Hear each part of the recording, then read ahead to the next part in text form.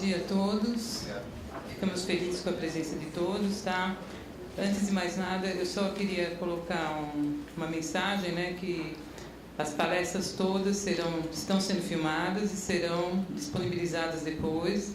Eu sei que nós temos 6 palestras ao mesmo tempo, às vezes fica uma loucura, de onde eu vou, eu quero ver tudo, né?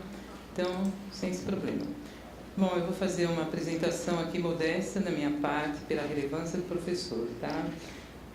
Professor Sérgio Ricardo Muniz, ele é bacharel em Física, fez aqui no IFISC, né, nosso colega. Ele também fez o mestrado e o doutorado aqui, em Física Básica, na área de ótica. Ele fez pós-doutorado em Física Básica nos Estados Unidos, no Georgia Institute of Technology e no National Institute of Standards and Technology. Ele teve a possibilidade de trabalhar com 3 prêmios Nobel, o professor William Phillips, que era Nobel em 1997, e com os professores Eric Cornell e Carl Wieman. Ele trabalha atualmente tanto na pesquisa na área de ótica, física atômica e tecnologia quântica, e também trabalha com pesquisa na área de educação e ciências, principalmente porque ele também trabalha com o pessoal da licenciatura.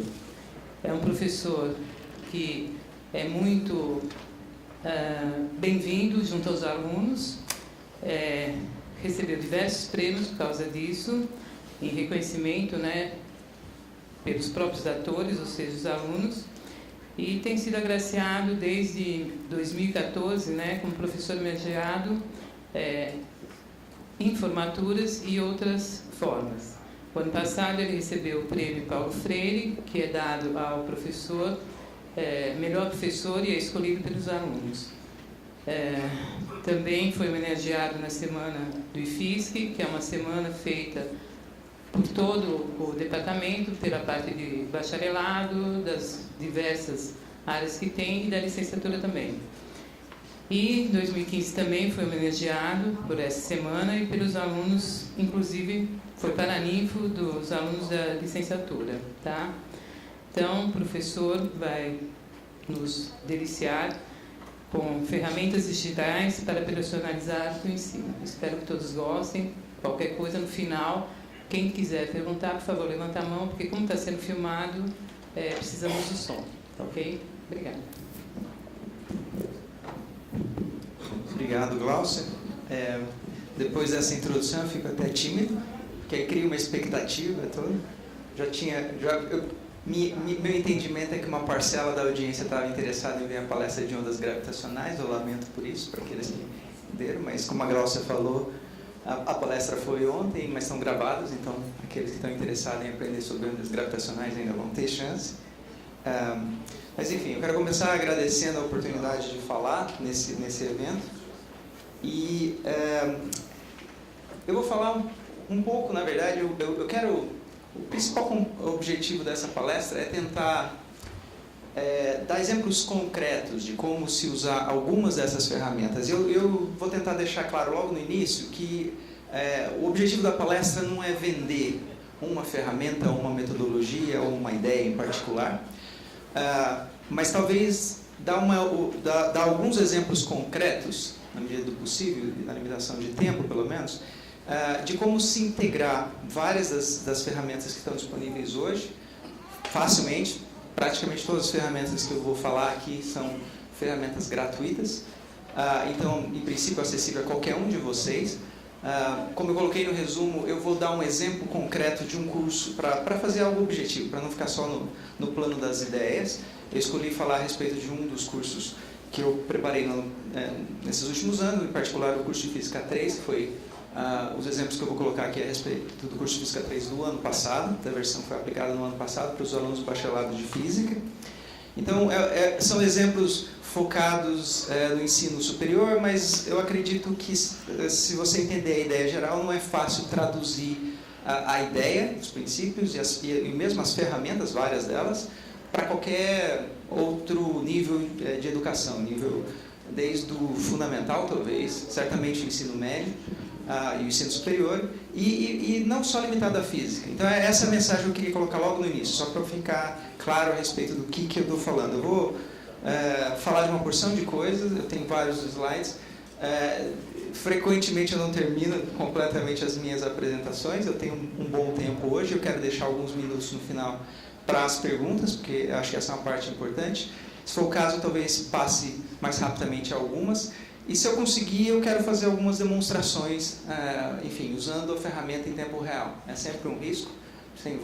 Nesse caso aqui, envolve conexão com a internet, e, enfim, vamos ver como isso funciona. Mas eu acho importante para ninguém se perder, fazer esse aviso no início, qual que é o propósito. Então eu vou falar a respeito de ferramentas digitais para personalizar o ensino, e aqui eu quero enfatizar a questão de personalizar o ensino. O plano para a apresentação de hoje, só para dar um guia geral, é sempre importante apresentar o problema.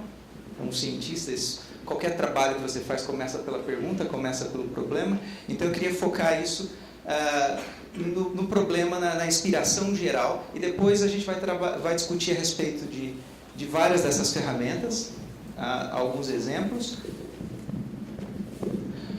E eu pretendo deixar algum tempo no final para falar um pouco a respeito de futuros e perspectivas. Num encontro como esse, eu acho que isso é importante e adequado. Mas o tema que está relacionado, eu quero que vocês mantenham isso em mente, e se ficar dúvida, depois perguntem, tal como os exemplos que eu vou discutir estão conectados com essa ideia de personalizar o ensino. Esse é um tema, é uma palavra, um chavão bastante comum. Não preciso falar, talvez nem definir isso para vocês, mas eu vou tentar colocar aqui o que eu estou querendo dizer com isso exatamente. Então, qual que é o problema? Tem vários problemas, mas eu vou talvez focar o que acho que essas ferramentas aqui são adequadas, ou pelo menos a inspiração, o objetivo, né?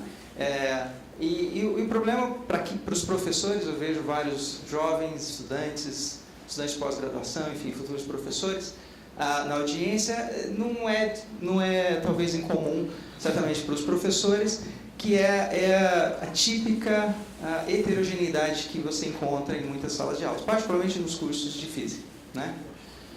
Então você tem uma distribuição larga e você tem que lidar, fazer o seu trabalho e idealmente trazer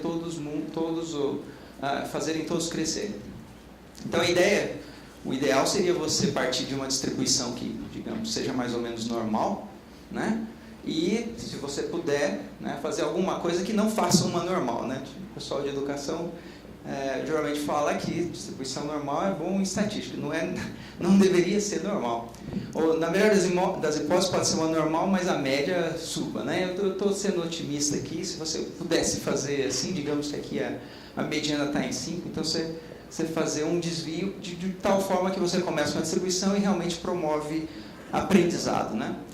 Mas a realidade típica, como eu falei antes, pelo menos na entrada, é o que a gente falou. Eu coloquei aqui os números mais ou menos recentes do vestibular, da entrada dos alunos do bacharelado de Física, no Instituto de Física, de todos os bacharelados de Física, acho que 2005, enfim, dos anos recentes.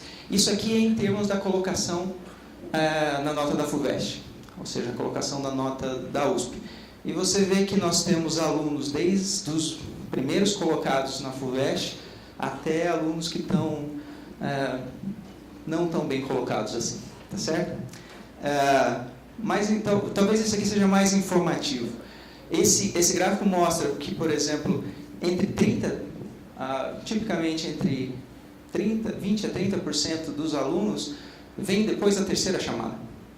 O que é um problema? Não só pela questão da seleção no próprio vestibular, mas às vezes porque quem entra na 8ª chamada, ou 5ª chamada, vai entrar depois de um mês de aula. E para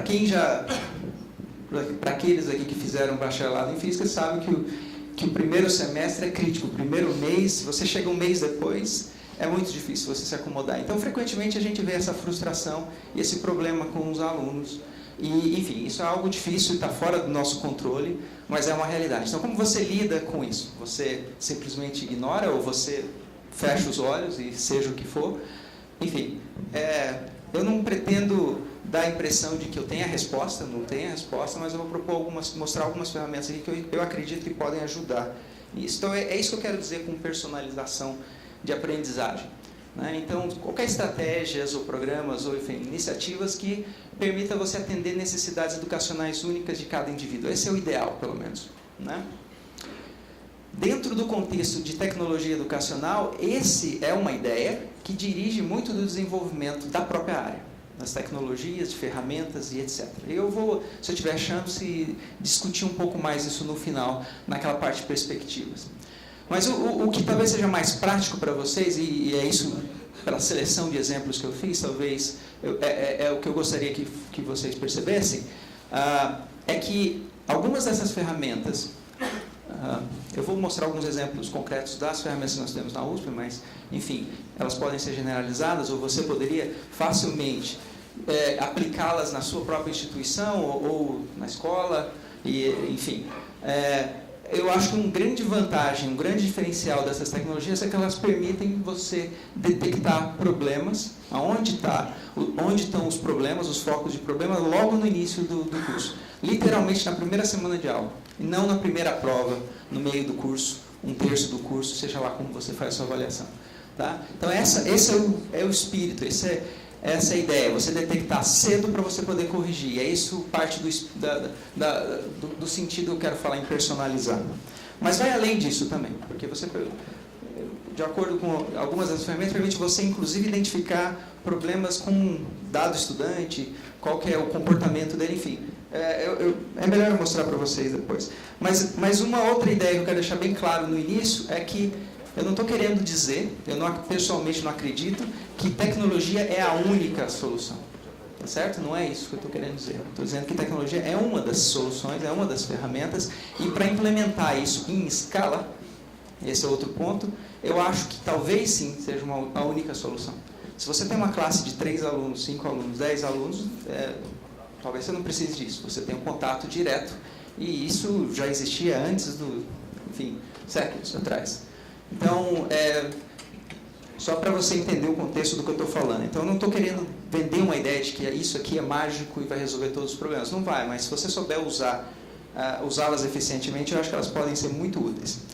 Então, a questão é justamente essa, né? Como fazer isso em escala. Como você promover ou pensar em fazer, personalizar ensino numa sala de 200 alunos. Ou como, por exemplo, a gente vai fazer esse semestre agora. A gente fez uma série de formações no bacharelado de física, a gente vai ter turmas de física 1 integradas, que tem 480 alunos, 500 alunos, numa disciplina. São vários docentes, naturalmente, mas como que você pode tentar manter o mesmo padrão numa distribuição dessa forma? Onde você tem alunos de todos os cursos, desde os cursos mais concorridos de engenharia, todos os cursos. Então, a dificuldade é ainda maior. Do ponto de vista de ferramenta, eu vou colocar alguns exemplos concretos da ferramenta, da plataforma que a gente usa na USP. Eu vou usar, eu usei nesse curso. Ela não depende intrinsecamente da plataforma, mas ela é facilitada grandemente pela plataforma. Ela não precisa necessariamente ser a mesma plataforma, existem plataformas diferentes. Essa que nós usamos na USP. Uma das vantagens dessa plataforma é que é uma plataforma gratuita e disponível. Muitas outras instituições também utilizam, que é o Moodle. No caso, a gente tem uma versão bastante customizada do Moodle. Esse sistema hoje é gerido pela Pró-Reitoria de Graduação, tem um apoio institucional, e é chamado e-Disciplinas. Várias dessas disciplinas estão abertas para acesso público, para qualquer um de vocês.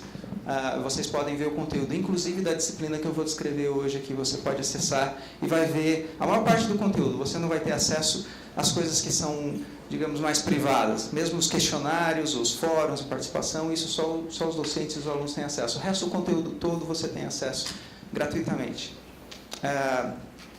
Então, o que é o e-disciplina? Para aqueles que estão familiarizados com o termo, talvez conheçam essa denominação LMS, que vem do inglês Learning Management System, ou Sistema de Gerenciamento de Aprendizagem.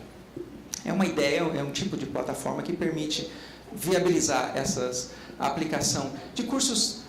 Normalmente, muitas vezes no Brasil, ela é usada para os cursos, chamados cursos EAD, ou ensino à distância. Ela certamente é uma ótima plataforma para isso, mas o exemplo que eu vou falar aqui, essa é uma outra mensagem que eu queria passar para vocês, é que não precisa ser um ou o outro. certamente existe a modalidade de ensino semipresencial, várias instituições têm, a USP também tem.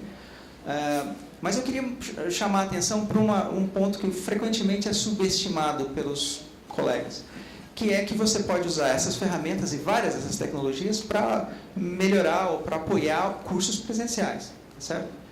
E os exemplos que eu vou falar aqui é exatamente isso.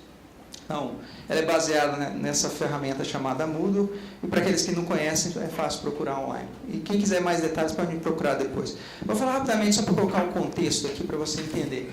Mesmo na USP, o Moodle em si, essas 10 não são exatamente novas, mas elas ainda estão em crescimento. O Moodle, nos últimos anos, a nossa plataforma, o Moodle USP, né, o E-Disciplinas hoje, tem crescido nos últimos anos numa taxa entre quase 50% ao ano. É uma taxa impressionante, 30% a 50% ao ano. Isso aqui é só para indicar os números, as taxas de crescimento. Atualmente nós temos quase 90 mil usuários no sistema de disciplinas. E distribui-se de maneira bastante variada pelos vários institutos, várias unidades, mas a parte que interessa talvez seja isso daqui. Mesmo com esse grande crescimento nos últimos anos, atualmente a gente tem cerca de 30% só das disciplinas oferecidas pela USP usando essa plataforma. O que, por um lado, pode ser um número bom, você pode olhar e falar, poxa, já tem 30%. Por outro lado, mostra que tem grande possibilidade de crescimento ainda. Mas eu queria chamar a atenção para um outro ponto, que também eu acho que é fundamental. Não se preocupe com esse gráfico, ele só quer dizer o seguinte, isso aqui tem a ver com números de usuários em vez de tipo de acesso. Basicamente, o que essa curva diz é que muitos usam poucos e poucos que usam muitos dos recursos que estão disponíveis. Ou seja, o resumo, a maior parte do uso dessa plataforma, mesmo na USP e atualmente, com todo o crescimento e popularização que tem tido nos anos recentes, se limita a coisas que são muito aquém do que a ferramenta pode oferecer. Então, esse é um outro ponto que eu queria chamar a atenção. Isso, basicamente, se você pegar, o Moodle tem um número enorme de ferramentas e etc. Meu objetivo aqui não é fazer propaganda de nenhuma delas em particular, é só para você entender o contexto.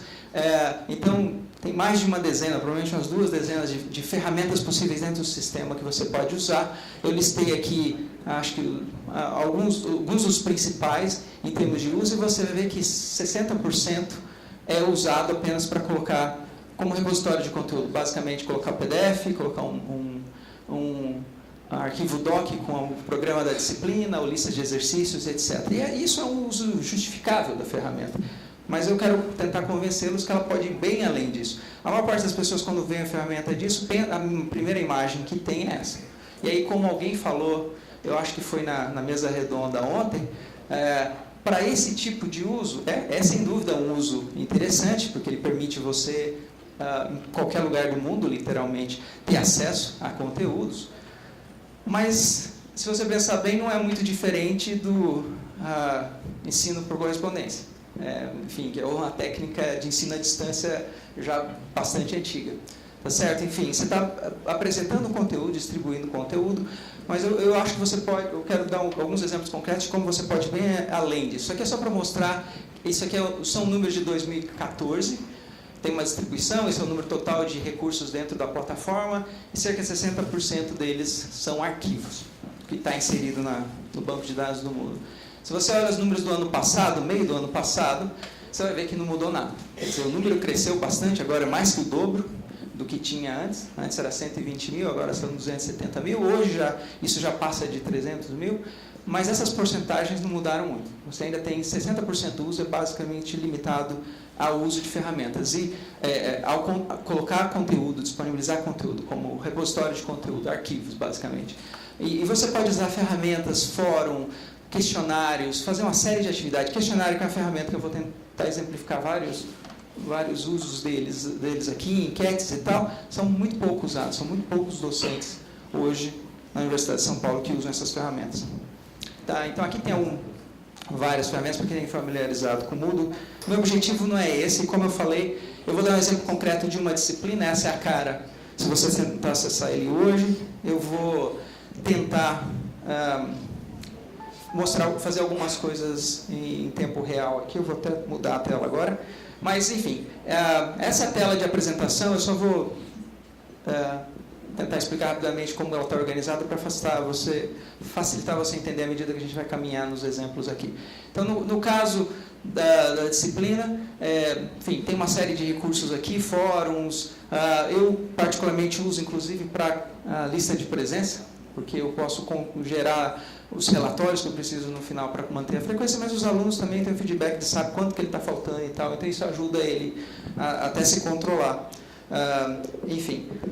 Então, mas eu acho interessante, enfim, da maneira como eu divido, esse curso é um curso que tem uma quantidade bastante grande de recursos, então eu divido de tal forma que fica em abas, é mais fácil para organizar, e eu dividi, no caso de curso Física 3, temas, tema 1, 2, 3 e assim por diante, de modo que alguns desses temas tipicamente vai por semanas, às vezes 2 semanas cada tema e assim por diante, mas é muito mais fácil, eu acredito, para os estudantes se localizarem.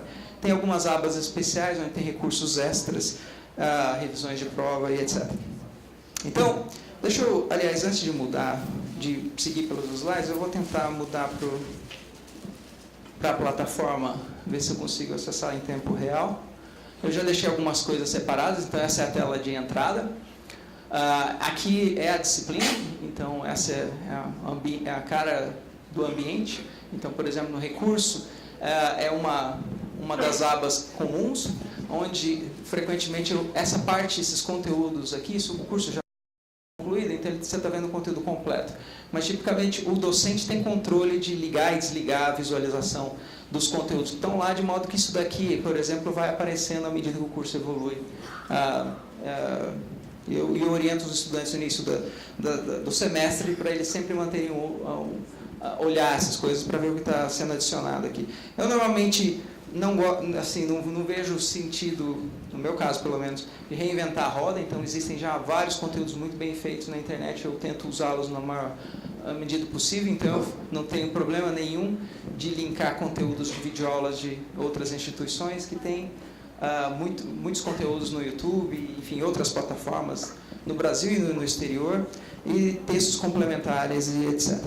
Então, por exemplo, aqui é a semana, o primeiro tema, tema 1, começando em Física 3, tipicamente você começa a falar de forças, de cargas e forças elétricas. Então, aqui você vai encontrar desde vídeos com demonstrações experimentais dos efeitos que podem ser usados para os alunos verificarem em casa, ou para você pode usar em tempo real na sala de aula, em vez de levar uma demonstração, por exemplo. Eu, pessoalmente, gosto de fazer demonstrações e levar demonstrações, sempre que possível, mas a logística às vezes é complicada, nem todas as instituições têm à disposição facilmente um laboratório para demonstrações, então existem uma grande quantidade de conteúdos disponíveis na internet em que você não deveria subestimar e tentar aproveitá-los nas próprias aulas. Então, eu tenho alguns vídeos aqui, eu não vou mostrar todos, eu peguei um exemplo. Esse aqui, por exemplo, é da lei de Coulomb, então ele mostra uma demonstração em que você pode, inclusive, fazer uma medida, ou ver a proporcionalidade da lei de Coulomb, usando coisas simples que podem ser construídas facilmente pelos próprios alunos, né, ou outros professores. No curso de licenciatura, você pode, inclusive, mostrar isso como um exemplo de material didático que o professor pode usar. Então, você pode fazer transferência de cargas, aqui são bolinhas de isopor com uma tinta metalizada, e você faz uma balança de torção.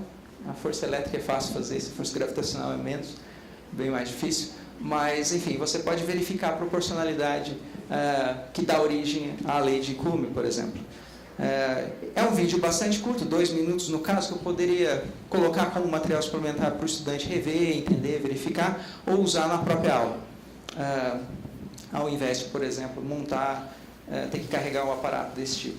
Então, tem vários conteúdos, e a razão que eu estou mostrando isso daqui não é só para ilustrar esse exemplo, mas também para dizer que, no caso, eu estou usando aqui um vídeo que foi preparado para o curso de semipresencial de licenciatura, é um material da USP, está disponível, e você pode achar vários conteúdos como esse no site do E-Aulas da USP, que também é aberto. Então, você pode usar esses vídeos, embutir esses vídeos nas suas plataformas, baixar, usar offline, se você estiver numa sala de aula, por exemplo, não tem acesso à internet, você pode baixar o vídeo no seu computador e etc.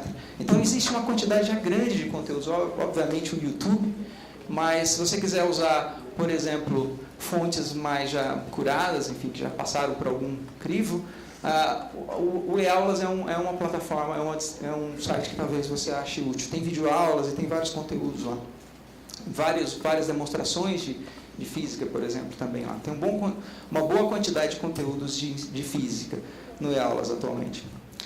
Deixa eu voltar aqui para os meus slides. Então, isso aqui é aquela tela que eu estava mostrando para vocês. Eu sei que para muitos de vocês não conseguem ler o texto, esse não é o objetivo, eu quero que você tenha uma ideia do layout. Como eu falei antes, esse conteúdo está disponível a acesso online. Você vai lá naquele site eDisciplinas USP-BR, eDisciplinas USP-BR, e busca lá Física 3, ou Física 3, o meu nome, Instituto, ou procura pelos cursos oferecidos pelo Instituto de Física de São Carlos. Você vai ver todos os cursos estão disponíveis lá, vários deles estão abertos publicamente.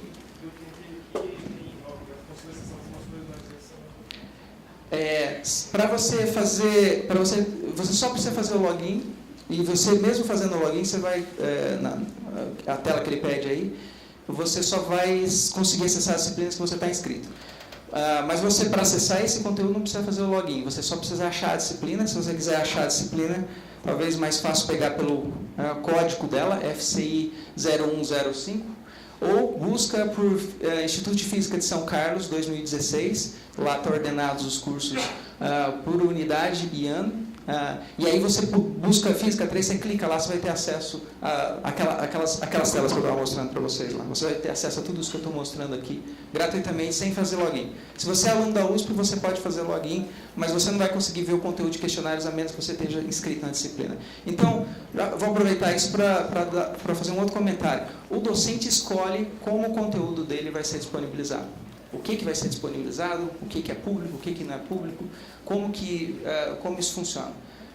Eu pessoalmente, sempre procuro fazer e estimulo os colegas a fazerem o mesmo, de colocar esses conteúdos o máximo possível público.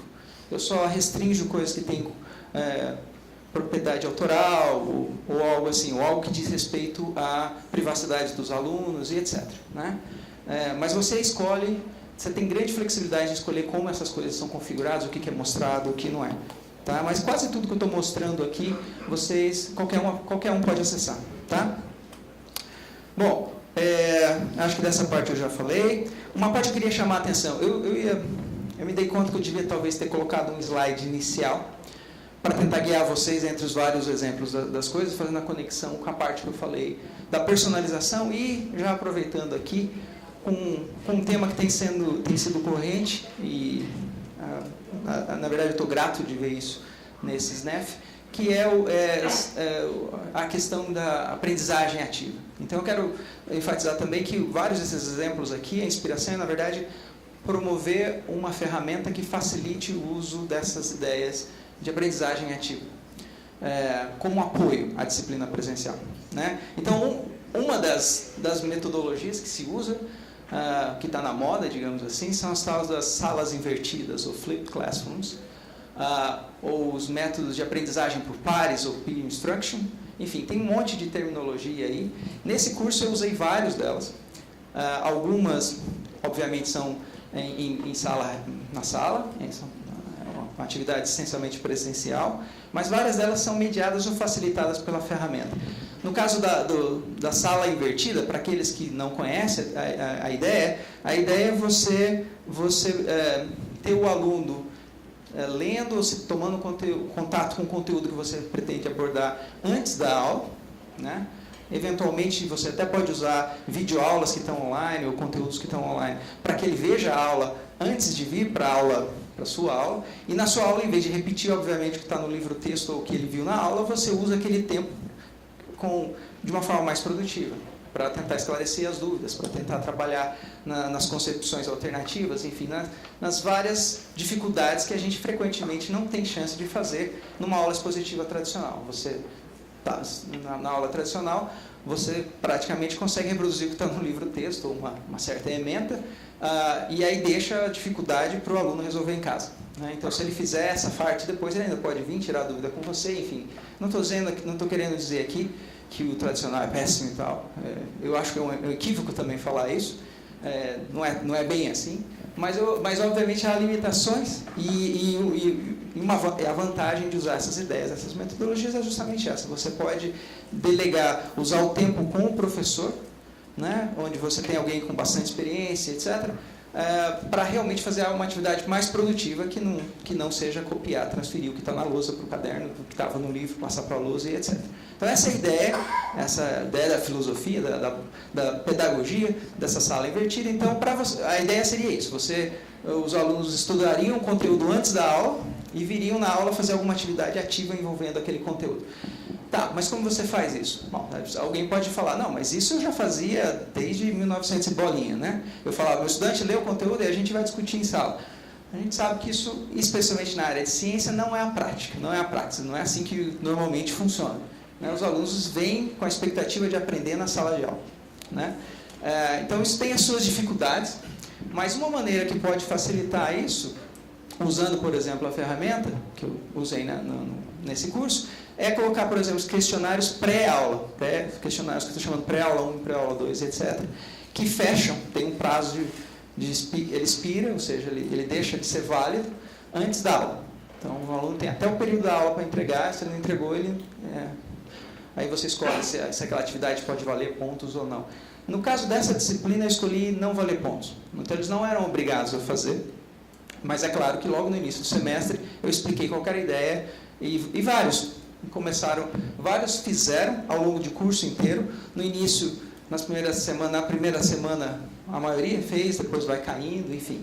Se você coloca, tipicamente a minha experiência, eu estava falando com a Gláucia agora há pouco, é que se você pode ter todo esse esforço e colocar todas as ferramentas e não dá nenhum estímulo e não explica por que você está fazendo, ou não envolve aquilo na avaliação de alguma forma, não espere que ele vai fazer espontaneamente, não ocorre isso. Eu já tive essa expectativa, vários de nós, e a gente sabe que não é assim que funciona. Né? Então, você tem que fazer isso parte da avaliação também. Eu escolhi não fazer, no caso dos pré-questionários, por razões práticas, e se alguém quiser, depois a gente pode discutir a respeito disso. Mas a razão que eu estou mostrando esse slide aqui é só para chamar a atenção. Eu peguei uma parte daquela tela só para chamar a atenção aqui. Então, a ideia da metodologia, da pedagogia aqui é a sala invertida, onde você tenta usar o tempo na sala de aula de uma maneira mais produtiva. E para viabilizar isso, no caso desse curso, eu tinha 3 aulas na semana, então eu tinha o pré e pós-questionário. O pré-questionário, tipicamente, era um questionário bem simples, e o que eu costumava fazer é pegar os exercícios que estavam nas sessões que eu sugeri que eles lessem. Então, leia a sessão 2.1 a 2.3, ou a sessão 2.2 para a próxima aula. Se o aluno leu aquela questão, a maioria não lia, ele ia perceber que as questões que estavam no pré-questionário frequentemente eram as próprias questões que estavam resolvidas na própria sessão. Meu objetivo aqui não é ver se ele sabe ou não, é fazê-lo, estimulá-lo, digamos assim, a pensar a respeito dessas coisas. Eu nem tenho a expectativa de que ele entenda tudo e saiba tudo antes de vir para a aula. Isso seria o ideal, mas não é essa a prática.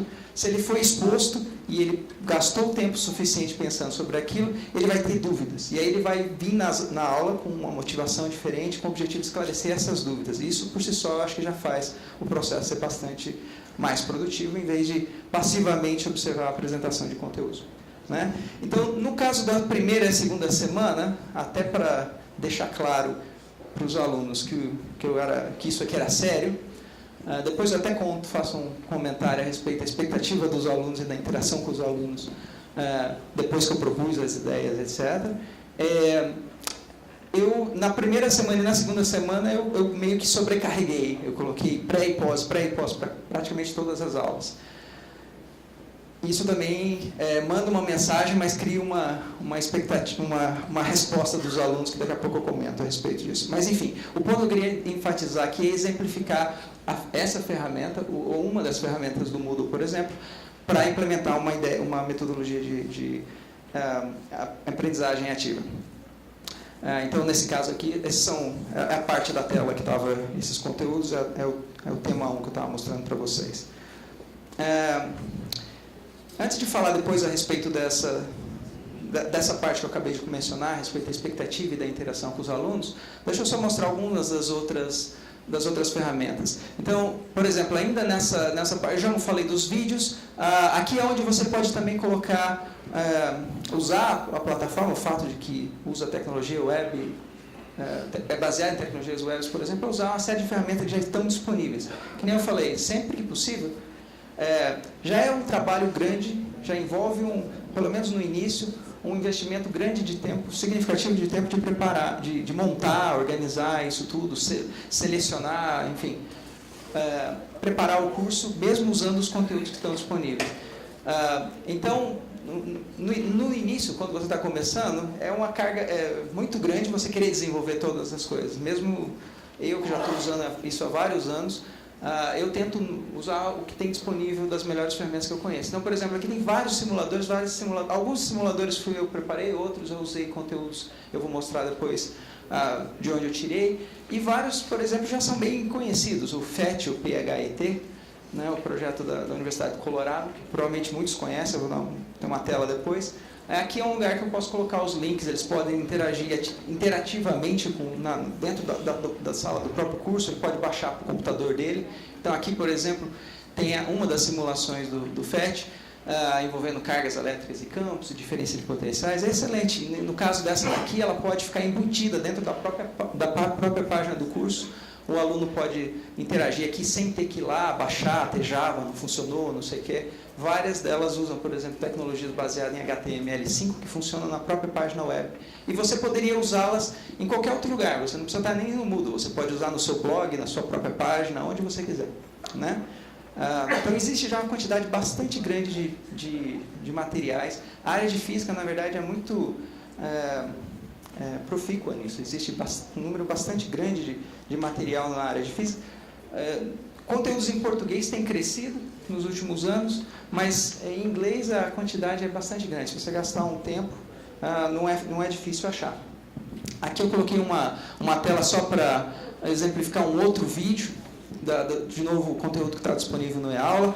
Isso daqui mostra, o meu objetivo aqui é mostrar que esses vídeos, esse conjunto de vídeos em particular, foram especialmente desenhados com propósitos educacionais. Então eles usam high-tech, técnicas aí de produção e tal, tem pessoal profissional para preparar esses vídeos, para discutir os conceitos. Aqui, por exemplo, está falando do efeito das pontas e de ionização do ar, por que esse torniquete fica girando. Você mostra o vídeo sobrepõe sobre lá uma ilustração das cargas e distribuição. Isso daí, essa ferramenta de visualização, eu acho que ajuda bastante a tornar concreto, às vezes, os conceitos são abstratos. E não fui eu que preparei nada disso, de novo, eu insisto nesse ponto, porque às vezes a gente acha que é muito difícil, vai dar muito trabalho fazer, mas se você procurar, você acha muita coisa bem feita, já disponível. Então, um site novo aqui, eaulas.usp.br, você vai achar vários desses conteúdos lá.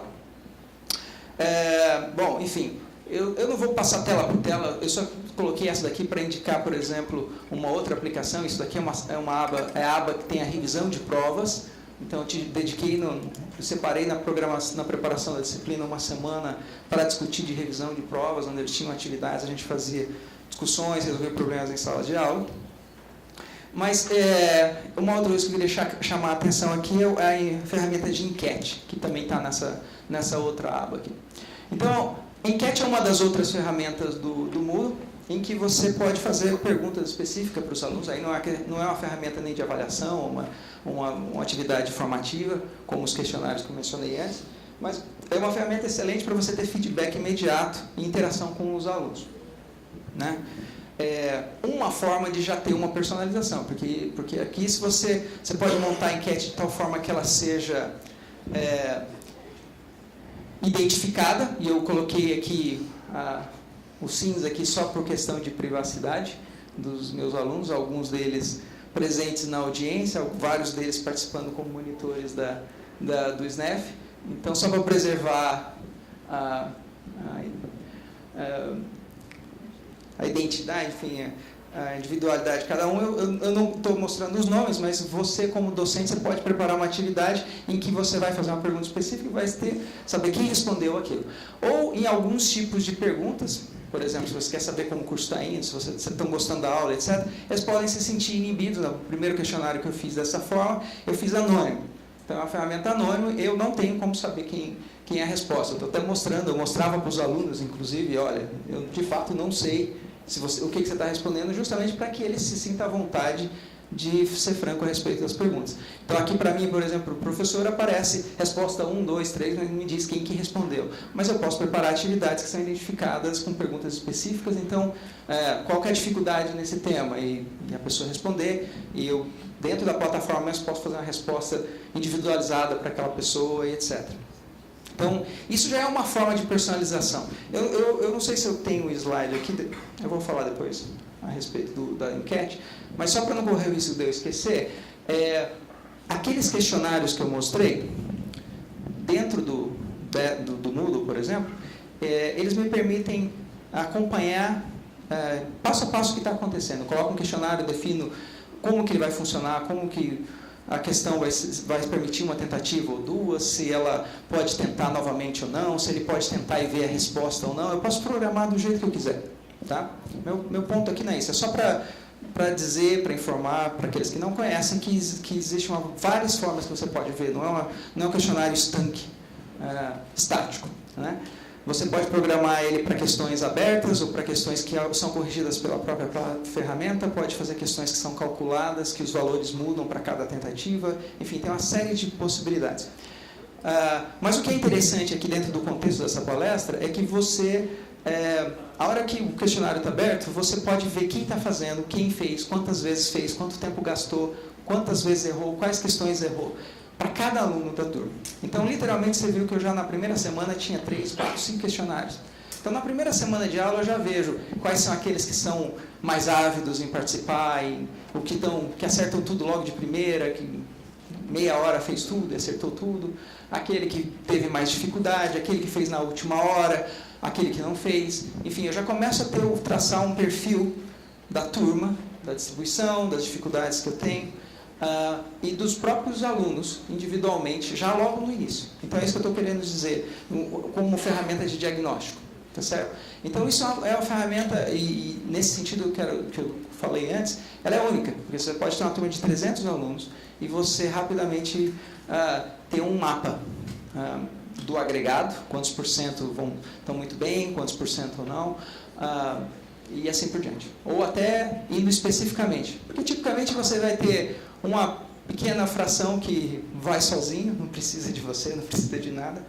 Tem uma fração que vai bem, e tem aqueles que têm mais dificuldades, que idealmente talvez fosse aqueles que você devesse concentrar, pelo menos a maior atenção no início, para tentar fazê-lo acompanhar. Isso você tem claramente logo nas primeiras semanas, usando esse tipo de ferramenta, tá certo?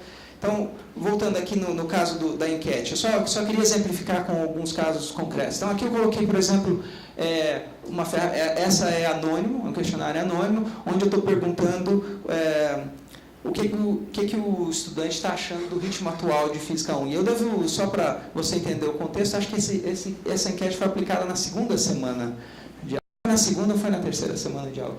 Logo no início. Então, essas opiniões mudam grandemente. Tá?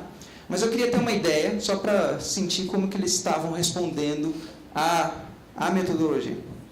Então, aqui tem uma fração, sei lá, mais ou menos um quarto, acha que o curso está muito lento, porque você começa tentando incluir todo mundo, ter certeza que as bases estão cobertas e está todo mundo seguindo. Aqueles que já estão achando que aquilo lá, já estão mais familiarizados, já conhecem aqueles lá, já estão começando a se preocupar, puxa, ainda estou vendo carga, lei de Coulomb, esse curso aqui não vai chegar onde eu quero. Né? Então, tem alguns já com expectativa de curso está muito lento. A maioria está achando ok, mas tem um número razoável, talvez quase tão grande quanto os que estão achando que está muito fácil, que está já achando muito difícil na primeira semana. Tá certo? Então, nem sempre, frequentemente o professor, num ambiente normal, sem usar esse tipo de recurso, não tem ideia disso. Você pode até ter uma ideia olhando para os alunos, todo professor sabe disso. Você está lá fazendo a aula, você olha na cara dos alunos, você sabe, vocês estão entendendo, não estão entendendo, você já fez as caras de careta e tal, tá? Estão dormindo, os que estão mais animados, enfim. Mas você não tem essa ideia quantitativa e quem que é, qual que é a dificuldade, etc., como você pode ter aqui. Eu fiz essa questão de destacar isso aqui, perguntando a respeito da aula expositiva, por exemplo. E aí você vê que tem variações. Tem aqueles que gostam bastante, aqueles que não gostam nada, enfim. como normalmente. Mas, de novo, você, nesse caso, esse questionário era anônimo, eu não tinha nem interesse em saber quem estava achando o quê. Com o tempo, à medida que os alunos vão ganhando confiança, estabelecendo um laço de confiança com você, você pode até fazer perguntas assim e eles vão espontaneamente falar o que eles pensam e vão frequentemente criticar o que você fez errado, que eles não concordam, ou aquilo que eles gostaram. E essa interação, de novo, é uma coisa bastante útil. De novo, reinventar a roda, no certo sentido aqui, porque essa interação na aula presencial, em princípio, está lá. Mas a gente sabe que na prática, na verdade, não é sempre isso que acontece, né? Minha experiência, não sei dos colegas, mas eu não imagino que seja muito diferente. Você tem o semestre inteiro, às vezes vem 2, 3 alunos, numa turma como essa, tinha quase 90 alunos. Entendeu? Então, embora exista a possibilidade ela não sempre é utilizada. Então, às vezes, por incrível que pareça, os alunos se sentem mais à vontade de escrever na plataforma, parece impessoal, expressar enfaticamente as suas oposições e opiniões a respeito disso ou daquilo, do que se expor numa aula presencial ou mesmo na sua sala. Mas a outra razão que eu queria chamar aqui, um outro uso que eu fiz no caso dessa ferramenta de enquete, é para tentar guiar os próprios alunos na sua própria autoavaliação. E aqui eu estou usando um termo que é meio que da área da psicologia cognitiva, psicologia motivacional, da área que o pessoal de pesquisa em que você quer entender como funciona a motivação e como que funciona esse relacionamento com relação ao aprendizado dos estudantes. Então, tem um termo de atribuição de causalidade, que, ou seja, se eu acho que o problema, as minhas falhas são por causa dos outros, por causa do sistema, por causa do professor, por causa de não sei o quê, por causa da minha formação, falha na formação, o que for, eu não me sinto muito motivado a fazer nada para recuperar, porque se é falha do professor, se é falha do sistema, eu sou uma vítima. Agora, se eu entendo que as falhas que eu estou tendo, as dificuldades que estão tendo, são algo que estão no meu controle, isso é algo que eu posso controlar. Então, essa identificação pelo estudante é algo absolutamente fundamental. Então, eu preparei alguns questionários com esse objetivo, em particular depois da prova P1. Então, eu fiz algumas questões lá.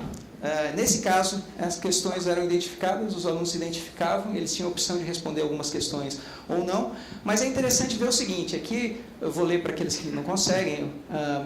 Aqui eu peço para eles dizerem, independente do resultado da prova, ou da opinião sobre ela, o que ele julgou, se ele julgou que se preparou suficientemente para a prova. Então, aqui você vê que, curiosamente, 60% acha que se preparou bem, mas 40%, basicamente, acha que não se preparou bem para a prova.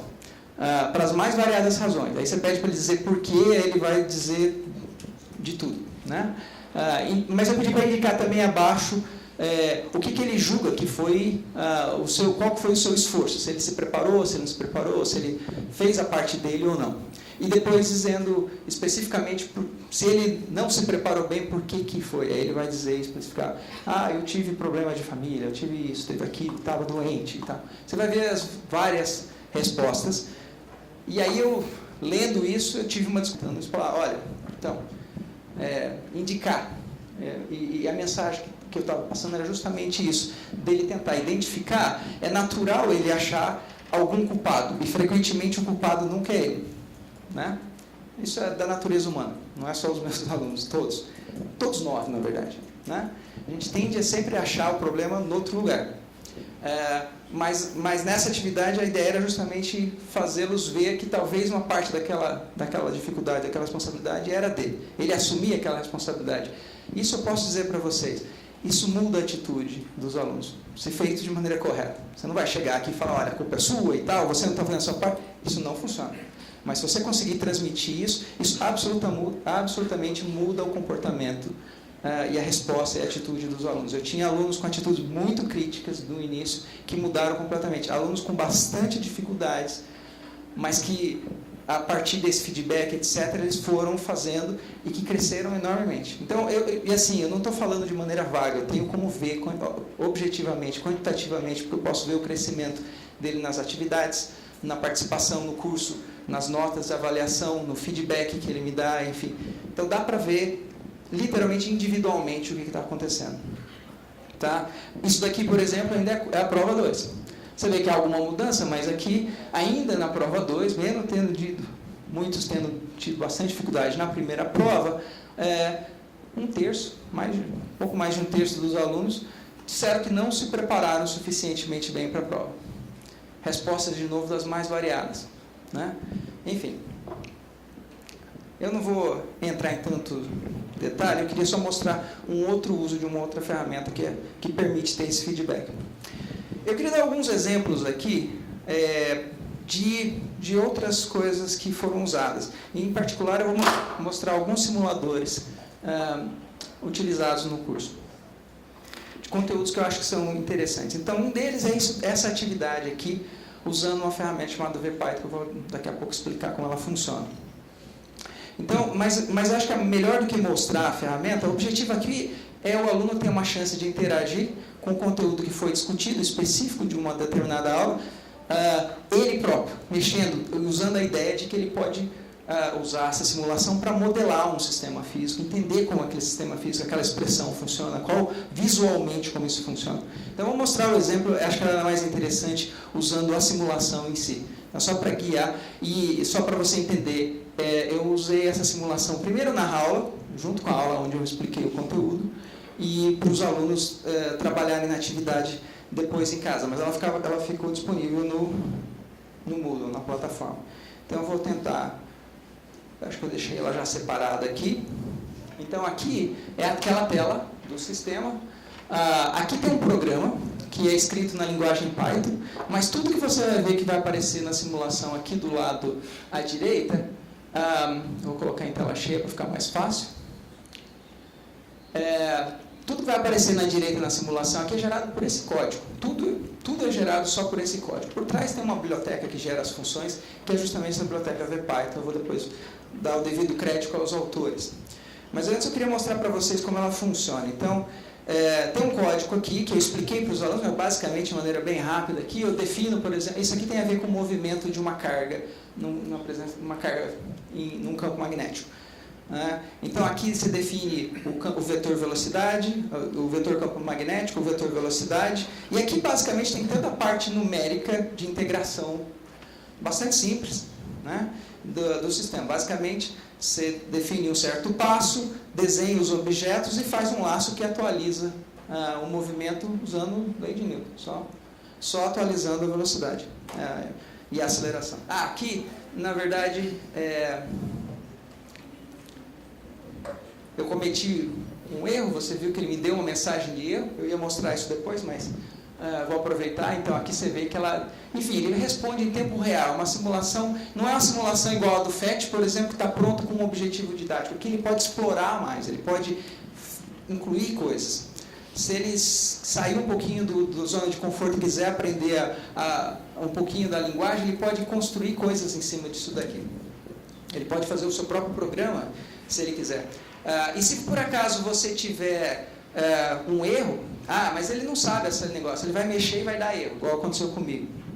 Então ele dá uma mensagem que diz em qual linha, inclusive, do código que deu erro, mas você nem precisa saber disso, você pode vir aqui e resetar em plataforma, ele reseta para os valores iniciais e volta da forma que eu programei inicialmente. Então, se você vir agora, você vê que ele carrega de novo, eu vou simular, ele volta na simulação do jeito que tinha. E eu explico para os alunos de modo que ele não tenha medo de mexer no código. Ele pode mexer, fuçar, vai quebrar, ele sempre pode voltar na condição inicial. Então, essa aqui é uma ferramenta extremamente útil, eu acho, e que eu tento usar sempre que possível. Então, nesse caso, eu estou usando uma outra ferramenta para integrá-la junto ao Moodle. Deixa eu falar sobre isso, porque, como eu falei, isso daqui usa essa biblioteca VPython, que foi criada por essas duas pessoas, por pesquisadores da área de ensino de física, americanos. A biblioteca chama VPython, disponível gratuitamente online. É fácil de usar. Se você sabe a linguagem Python, ainda é super fácil. Se você não sabe, você vai ver que é fácil aprender também a linguagem.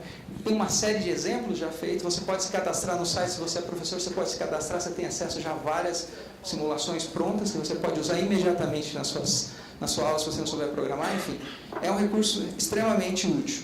Aqui eu usei também essa Trinket.io, que é o que me permitiu colocar aquele código dentro do Moodle. Então ele tem essa biblioteca aqui, então você pode colocar, na verdade, no Moodle ou qualquer página web que você quiser. É extremamente útil, porque eu escrevi o meu código lá, e você viu que eu posso mexer com o código, mas ele não está mexendo no meu código, ele está mexendo na versão que foi exportada do código. Ele pode resetar o código inicialmente, então eu posso colocar as condições iniciais que eu quero, ou eu posso, como num outro exemplo que eu quero mostrar aqui para vocês, essa outra simulação, que já deixei preparado aqui também, que usa o VPython também, mas aqui eu não quero que ele explore o código, fica confuso com o código, etc. Aquela do código não foi nem a primeira simulação que eu usei, eles já estão acostumados a usar essa altura no curso, mas é a primeira vez que ele teve acesso ao código. Ele viu várias dessas simulações em que ele podia interagir ou mostrar uma demonstração, mas é a primeira vez que ele tem a chance de ver o código. Porque o código, para mim, ali não é o objetivo. Não nesse caso, nessa disciplina.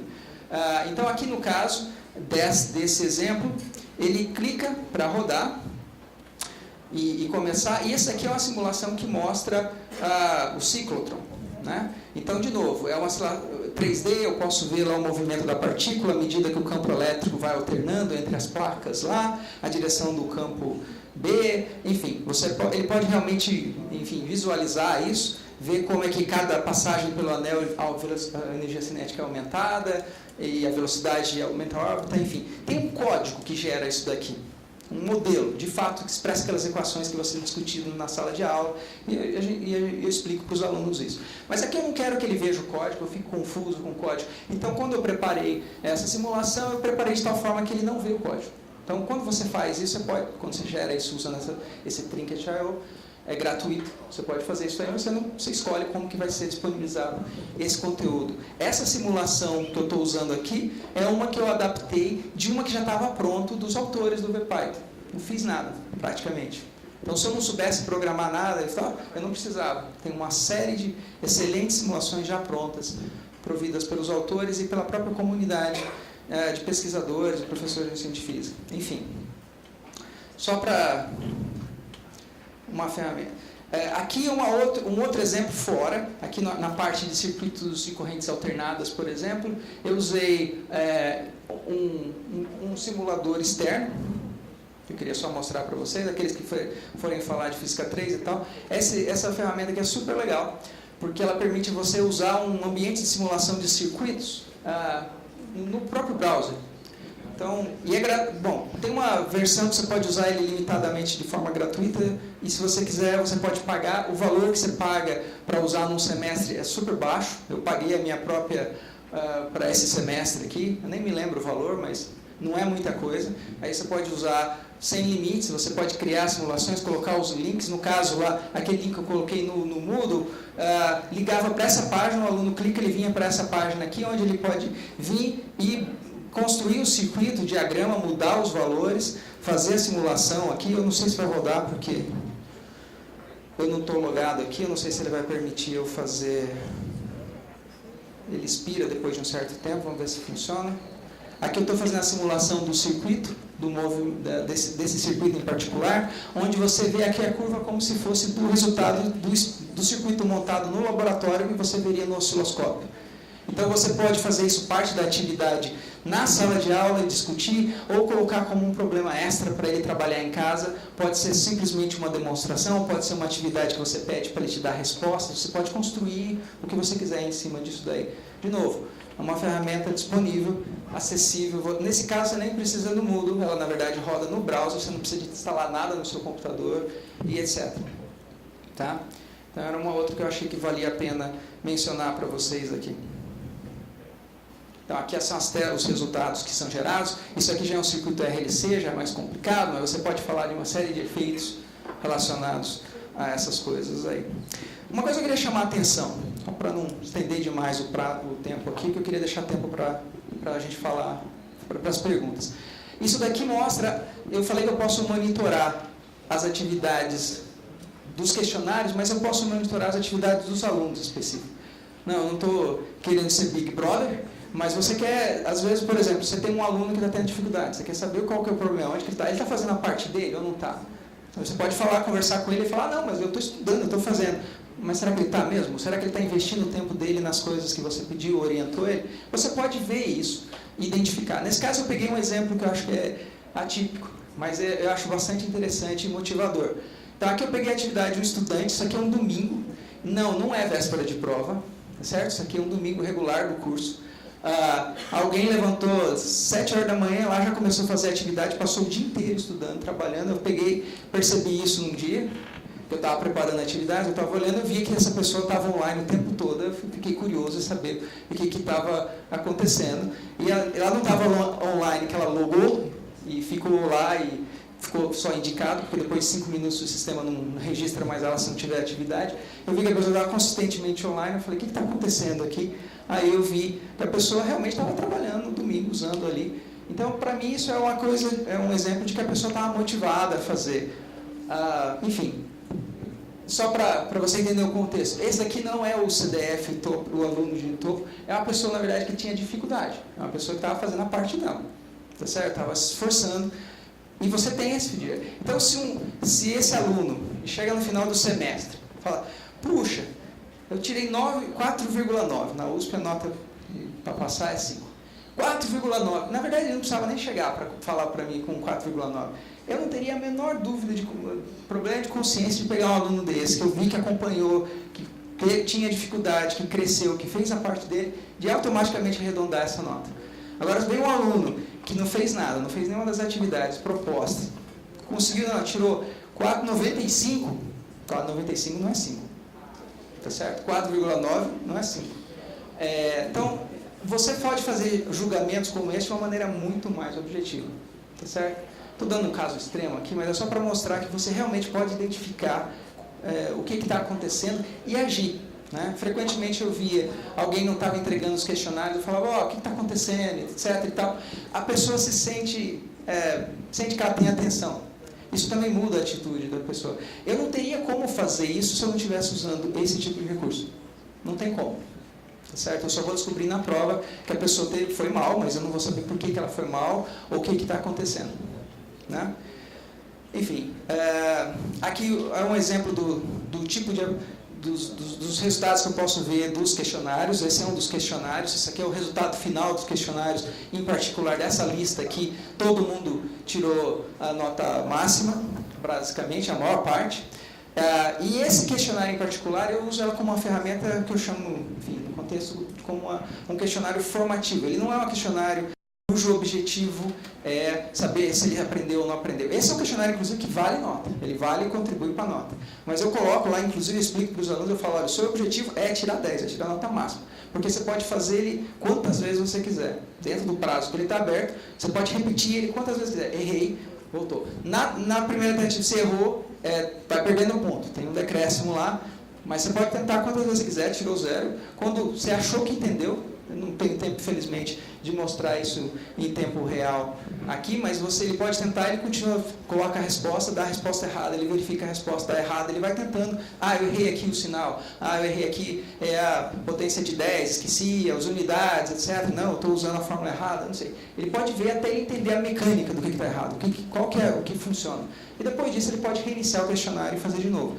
É claro que quando ele reinicia o questionário, todos os valores mudam, não são a mesma resposta, então não adianta ele ficar tentando chutar a resposta até achar a resposta e depois preencher, porque a cada tentativa que ele faz, os valores são resselecionados, sorteados novamente. Então, esse tipo de recurso, eu acho que ajuda bastante. É uma maneira de ter um feedback em qualquer hora, em qualquer momento, do que ele está aprendendo, do que ele não está aprendendo. E se ele não estiver aprendendo, está tendo dificuldade, ele vem, procura o professor, ou eu mesmo posso verificar que ele está tendo problemas, eu posso mandar uma mensagem, ou pedir para ele vir conversar comigo, ou um monitor, enfim. É isso que eu estou querendo indicar aqui. Nem todos os questionários têm os alunos com nota máxima, só para deixar claro. E eu queria ter preparado, eu não tive tempo, eu ia preparar uma animação mostrando nesses questionários a dinâmica. Isso é realmente interessante. Você vê, no início, todo mundo está aqui, aí essas notas, essas distribuições vão caminhando na direção de lá. Né? Então, é uma coisa que você pode ver realmente em tempo real. O que está acontecendo, quais são as questões que têm mais dificuldades. Frequentemente eu usava isso para a próxima aula. Então eu preparava um questionário desse e via as questões que tinham mais dificuldade. Na próxima aula eu sabia os conceitos que eles tinham dificuldade, eu enfatizava aqueles conceitos. Frequentemente eu também colocava no final do questionário, mesmo esses questionários que eram calculados automaticamente, uma questão aberta que não valia ponto, onde ele tinha a oportunidade de um feedback, dizer o que ele gostou da última aula, o que ele teve dúvida na última aula, o que ele gostaria que eu discutisse na próxima aula. E eu sempre lia religiosamente esses questionários antes da próxima aula, porque na próxima aula eu não precisava nem falar que eu estava dando feedback, mas ele escreveu lá que ele teve problema aqui, eu vi que 30% da sala dava algum problema, eu explicava aquele problema. Então isso mostra, isso dá muito, só para deixar claro, esse tipo de atividade dá muito mais trabalho, não só para o docente, mas para o próprio aluno. Já eu comento a opinião dos alunos a respeito disso. Mas quando ele vê o feedback, ele vê que aquilo está ajudando. Então isso também muda a atitude. Eu falei antes da expectativa dos alunos. Os alunos na primeira semana, quando eu apresentei o objetivo, todo mundo na primeira aula, só faltou soltar foguete e fazer festa. Finalmente, alguém vai fazer algo diferente, etc. e tal. Maravilha, todo mundo sorridente e tal. Depois do primeiro, segundo questionário, pré-aula 1, pré-aula 2, não sei o quê, na segunda semana de aula, sem brincadeira, já tinha gente falando, professor, não tem como voltar, não, esse negócio não vai dar certo. Na terceira semana já estava fazendo um corredor polonês para eu entrar na sala de aula, assim, já estavam querendo fazer o meu impeachment. Então a opinião muda rapidamente quando percebe a atividade é essa. Agora nós sabemos que essa atividade que efetivamente promove a aprendizagem, não é a exposição ao conteúdo, né?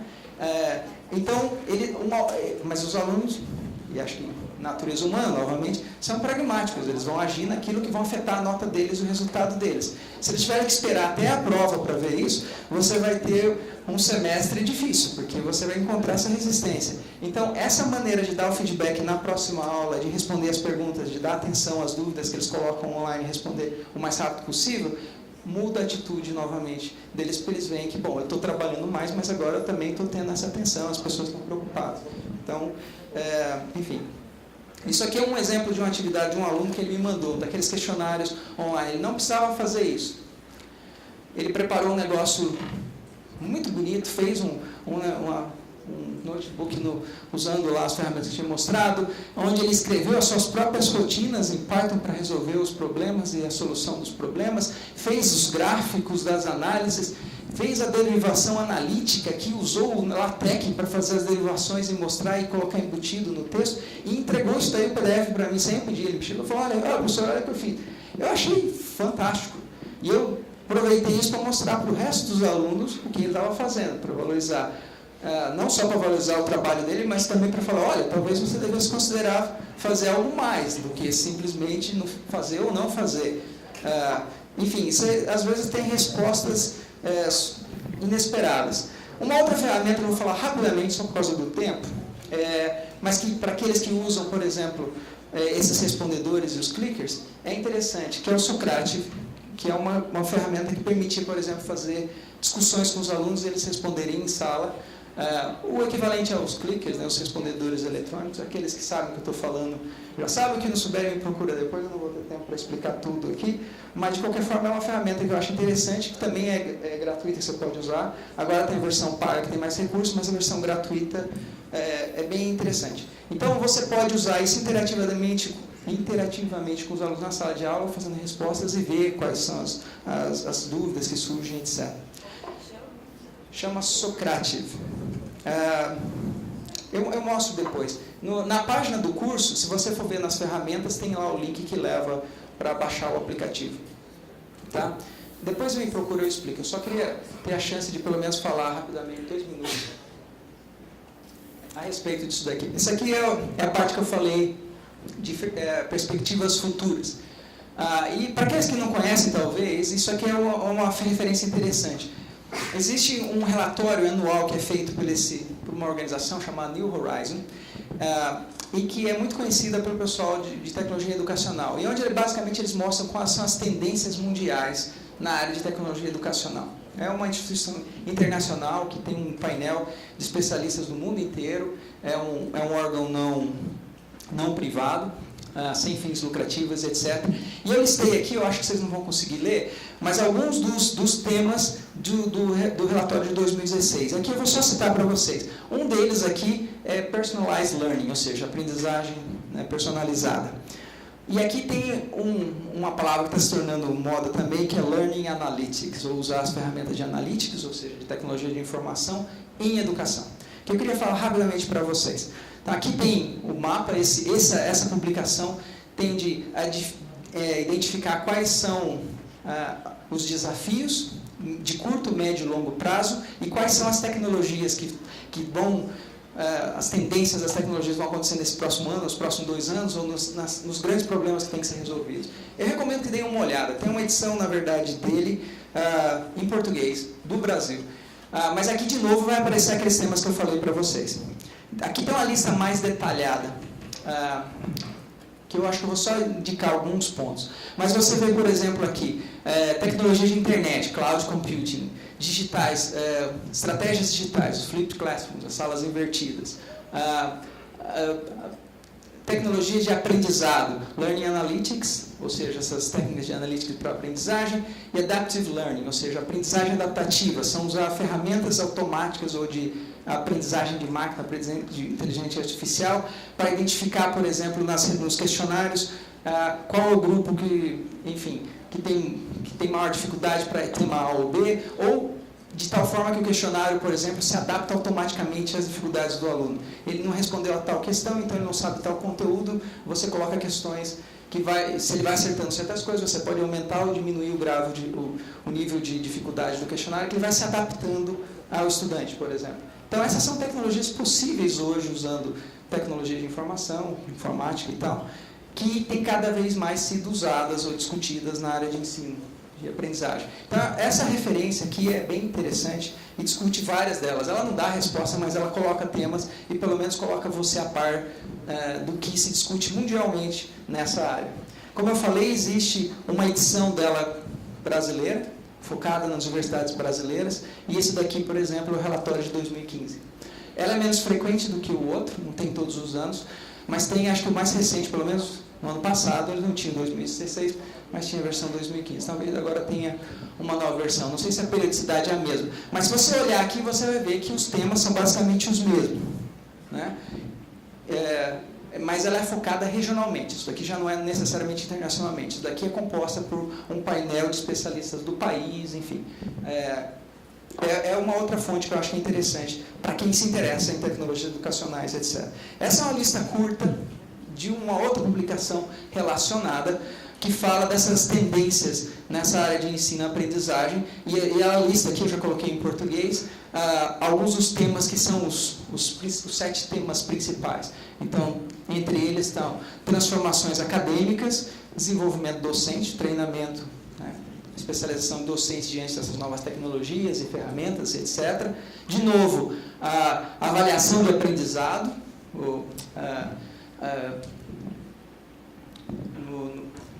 aqui a avaliação de aprendizado significa como eu uso essas ferramentas, essas tecnologias para identificar de fato qual que é a eficiência, ou qual realmente aprendizado dos estudantes, etc. O ensino híbrido, usando combinações de ensino presencial com tecnologias. Esse curso, por exemplo, que eu fiz, você pode dizer que é um exemplo de um curso híbrido. Boa parte do curso, a maior parte, obviamente, do curso era presencial, mas uma boa parte do conteúdo das discussões eram feitas online, usando de uma forma integrada.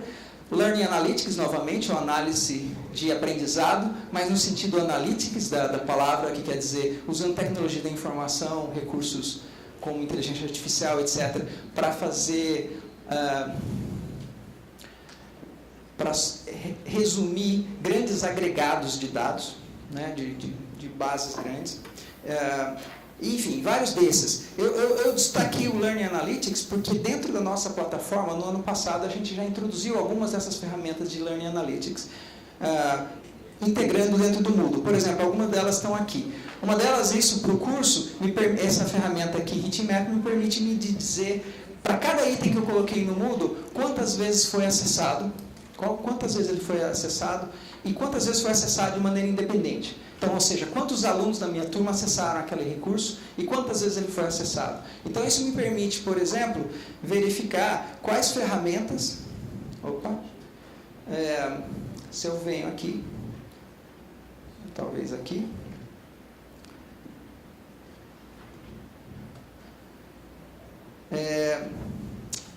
quais ferramentas estão sendo efetivas.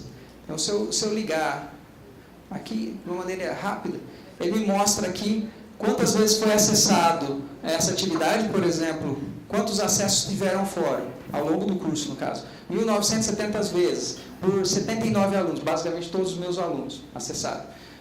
Então, cada elemento que eu coloco, ele me ajuda a indicar o que está funcionando, o que não está funcionando, o que tem mais frequência, o que não tem. De uma maneira rápida, visual, indicado por cores, inclusive. Isso já está na plataforma. Os questionários, sem dúvida, são os highlights. Quase todo mundo só faz os questionários, várias atividades online ou não. Mas você pode tentar entender o porquê que elas funcionam, o que ela não funciona, enfim. E customizar o uso dessas coisas. Uma outra ferramenta que já está de Analytics é essa daqui. E a razão para explicar e entender isso é o seguinte: esse curso tinha cerca de 90 alunos, pelo menos no início. E tem um número bastante grande de atividades dentro dela. Então, quando chegou no final do curso, eu baixei uma planilha no Moodle, ele me permite baixar uma planilha no Excel de todos os logs, de todas as atividades. O que foi feito, cada atividade, cada acesso na plataforma. Na hora que acessou, quem acessou, de onde que acessou, qual o IP, etc, etc. Eu posso ter todos esses dados se eu quiser analisar. Então, se eu quiser fazer pesquisa a respeito disso, o que funcionou, o que não funcionou, usei método A, usei método B, usei esse tipo de questionário, melhorou, não melhorou, eu posso usar esses dados depois. O problema é que você baixa esse arquivo, eu baixei, tinha 160 mil entradas. Eu baixei alguns meses atrás para ver, ainda tinha gente acessando. Tem alunos do curso ainda acessando e fazendo as atividades. E como ele é aberto ao público, tem várias pessoas, público, visitante, acessando os conteúdos que estão abertos. Você pode ver, inclusive, isso, né? Mas o problema, você tem lá um arquivo, um banco de dados que tem 170 mil entradas no Excel. Imagina 170 mil linhas no Excel para tentar fazer qualquer tipo de análise. Desculpa, mesmo eu motivado, eu não vou conseguir fazer isso daí, tá certo? É muito dado para eu processar. Então, se eu pegar essa com a turma de 500 alunos, então, como que eu vou querer fazer isso? É aí onde essas ferramentas de analytics são úteis. Aqui, por exemplo, é uma ferramenta que faz o agregado, me mostra para todos os questionários, quantos foi entregue, a percentual, etc. Isso aqui já te dá uma ideia do número de questionários, por exemplo, que foram aplicados no curso. Mas praticamente 1 ou 2 por semana, ao longo do curso. E aqui ele me mostra a distribuição de quem está fazendo ou não. Eu posso, inclusive, ver isso por alunos. Então, aqui ele me mostra um mapa de atividade por cada aluno que ele fez em cada momento, e etc. É uma outra das ferramentas que tem. Então, isso me dá o agregado dos dados, sem eu ter que ficar caminhando dentro do log e tentar descobrir o que está acontecendo. Quem está fazendo? Esse aluno fez o que devia, não devia? Isso me dá um raio-x imediato do que está acontecendo. Então, isso é o que eu quero dizer com Learning Analytics, né? O uso de ferramentas de tecnologia de informação com objetivos educacionais. Enfim, eu sei que o meu tempo estourou, eu só queria mostrar um último exemplo, que é o que foi colocado no projeto final na disciplina. Então, eu coloquei optativo, um projeto final para os alunos desenvolverem. Como era um curso de eletricidade, tinha um objetivo bem concreto e tinha uma nota que era um bônus. Se ele não fizesse, não afetava a nota dele. Se ele fizesse, ele podia ganhar até meio ponto a mais, na média. No final do semestre, meio ponto, tem gente que dando uma mão e os braços talvez inteiro por meio ponto, tá certo? Por 0,1, aquele do 4,9, já está pregando o dedo minguinho, né? Então, eu não esperava que muitos fizessem, e eu esperava que talvez quem fizesse mais é quem mais precisasse. Mas o número de alunos que fizeram foi bastante grande. Especialmente porque, por uma falha minha, enfim, eu deixei para propor o projeto muito do final, no último mês, nas últimas semanas ali, e aí já era meio em cima. Na próxima versão eu faria diferente. E o resultado foi tão bom do projeto que eu faria logo no início do curso e talvez dividiria mais. Então, mas eu queria mostrar, enfim, a ideia de projetos, é um outro exemplo de aprendizagem ativa, você pode fazer abordagens baseadas em projetos e etc. Eu queria mostrar como isso pode ser explorado no caso do Moodle ou ferramentas desse tipo. O que eu fiz diferente aqui, eu usei, na verdade, a inspiração de um projeto que é aplicado no MIT, no curso do MIT. Eu me inspirei no modelo dele, só que eu fiz algo diferente, né? Eu dei mais flexibilidade para o aluno. Ele tinha, então, só resumindo, qual era o objetivo do projeto? Ele tinha que construir um motor elétrico e, dependendo da rotação do motor elétrico, tinha uma tabela onde ele ganhava pontos. Então, o objetivo dele era algo concreto. Constrói um motor e, dependendo da rotação que o seu motor conseguir, você pode ganhar até meio ponto. Se não girou, você não ganha nada. Se girou a partir de um certo valor, você ganha 0,1, 0,2 e assim por diante, né? E eles tinham que trabalhar em equipes de 3 e tinha um requisito extra, quer dizer, Tinha uns requisitos específicos a respeito de como o projeto tinha que ser feito, isso é importante, mas basicamente eu deixei bastante flexibilidade para ele escolher o que ele queria. O objetivo era, na verdade, ele entender as escolhas, a implicação dessas escolhas. Mas eu fiz isso usando um wiki, uma ferramenta uma outra ferramenta do Moodle, onde cada grupo do wiki podia ver o que o outro estava fazendo, mas os grupos não viam, porque eles estavam, entre aspas, competindo entre eles. Na verdade, eles não estavam competindo, mas para ninguém roubar a ideia do outro, eu deixei as comunicações privadas. No final, a gente fez uma apresentação, eles vieram mostrar os projetos dele no laboratório e a gente mediu a frequência de cada um dos motores usando uma luz estroboscópica. Então, tem uma série de coisas que eles aprenderam, mas o que eu queria só enfatizar aqui é o seguinte: a ideia da Wiki foi super bacana, porque eu falei para eles que eles tinham que fazer um log diário, um diário de bordo do projeto. Cada dia alguém tinha que colocar lá, à medida que o projeto avançava, ele colocou o que ele aprendeu, o que teve dificuldade, etc.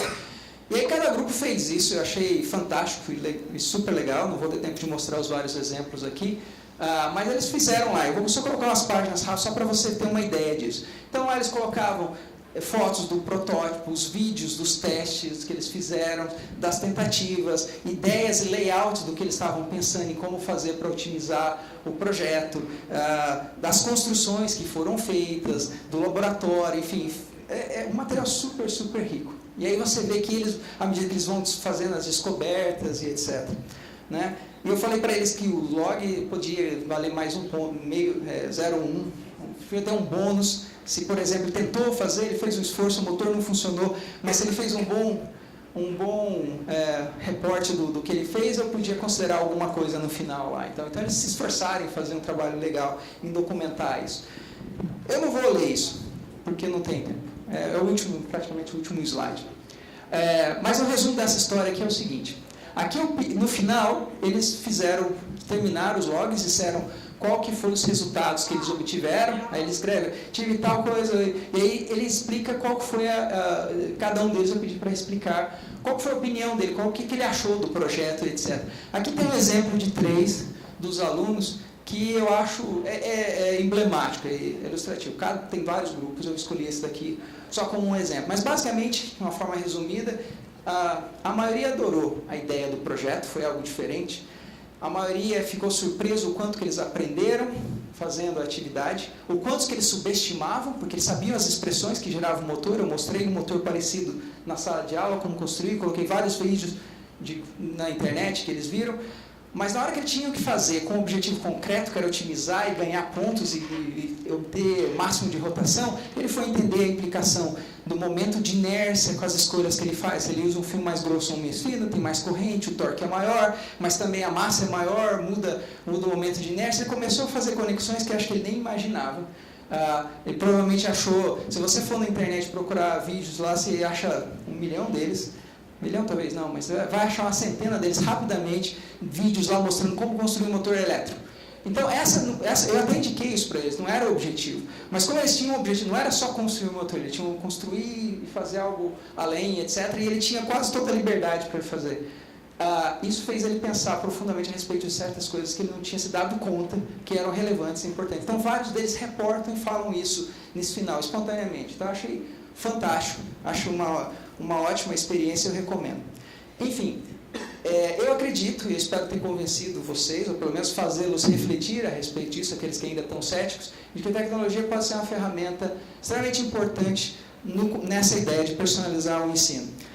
Eu encerro aqui, eu não sei se vai ter minutos, mas eu queria agradecer a oportunidade e a atenção de todos. Obrigado. Se alguém tiver dúvidas e não tiver chance de responder, meu e-mail está aqui. Eu vou estar aqui até o final do evento, então quem quiser falar comigo depois me procura. Tenho o prazer de atendê-los. Indo para algumas poucas perguntas pela verdade.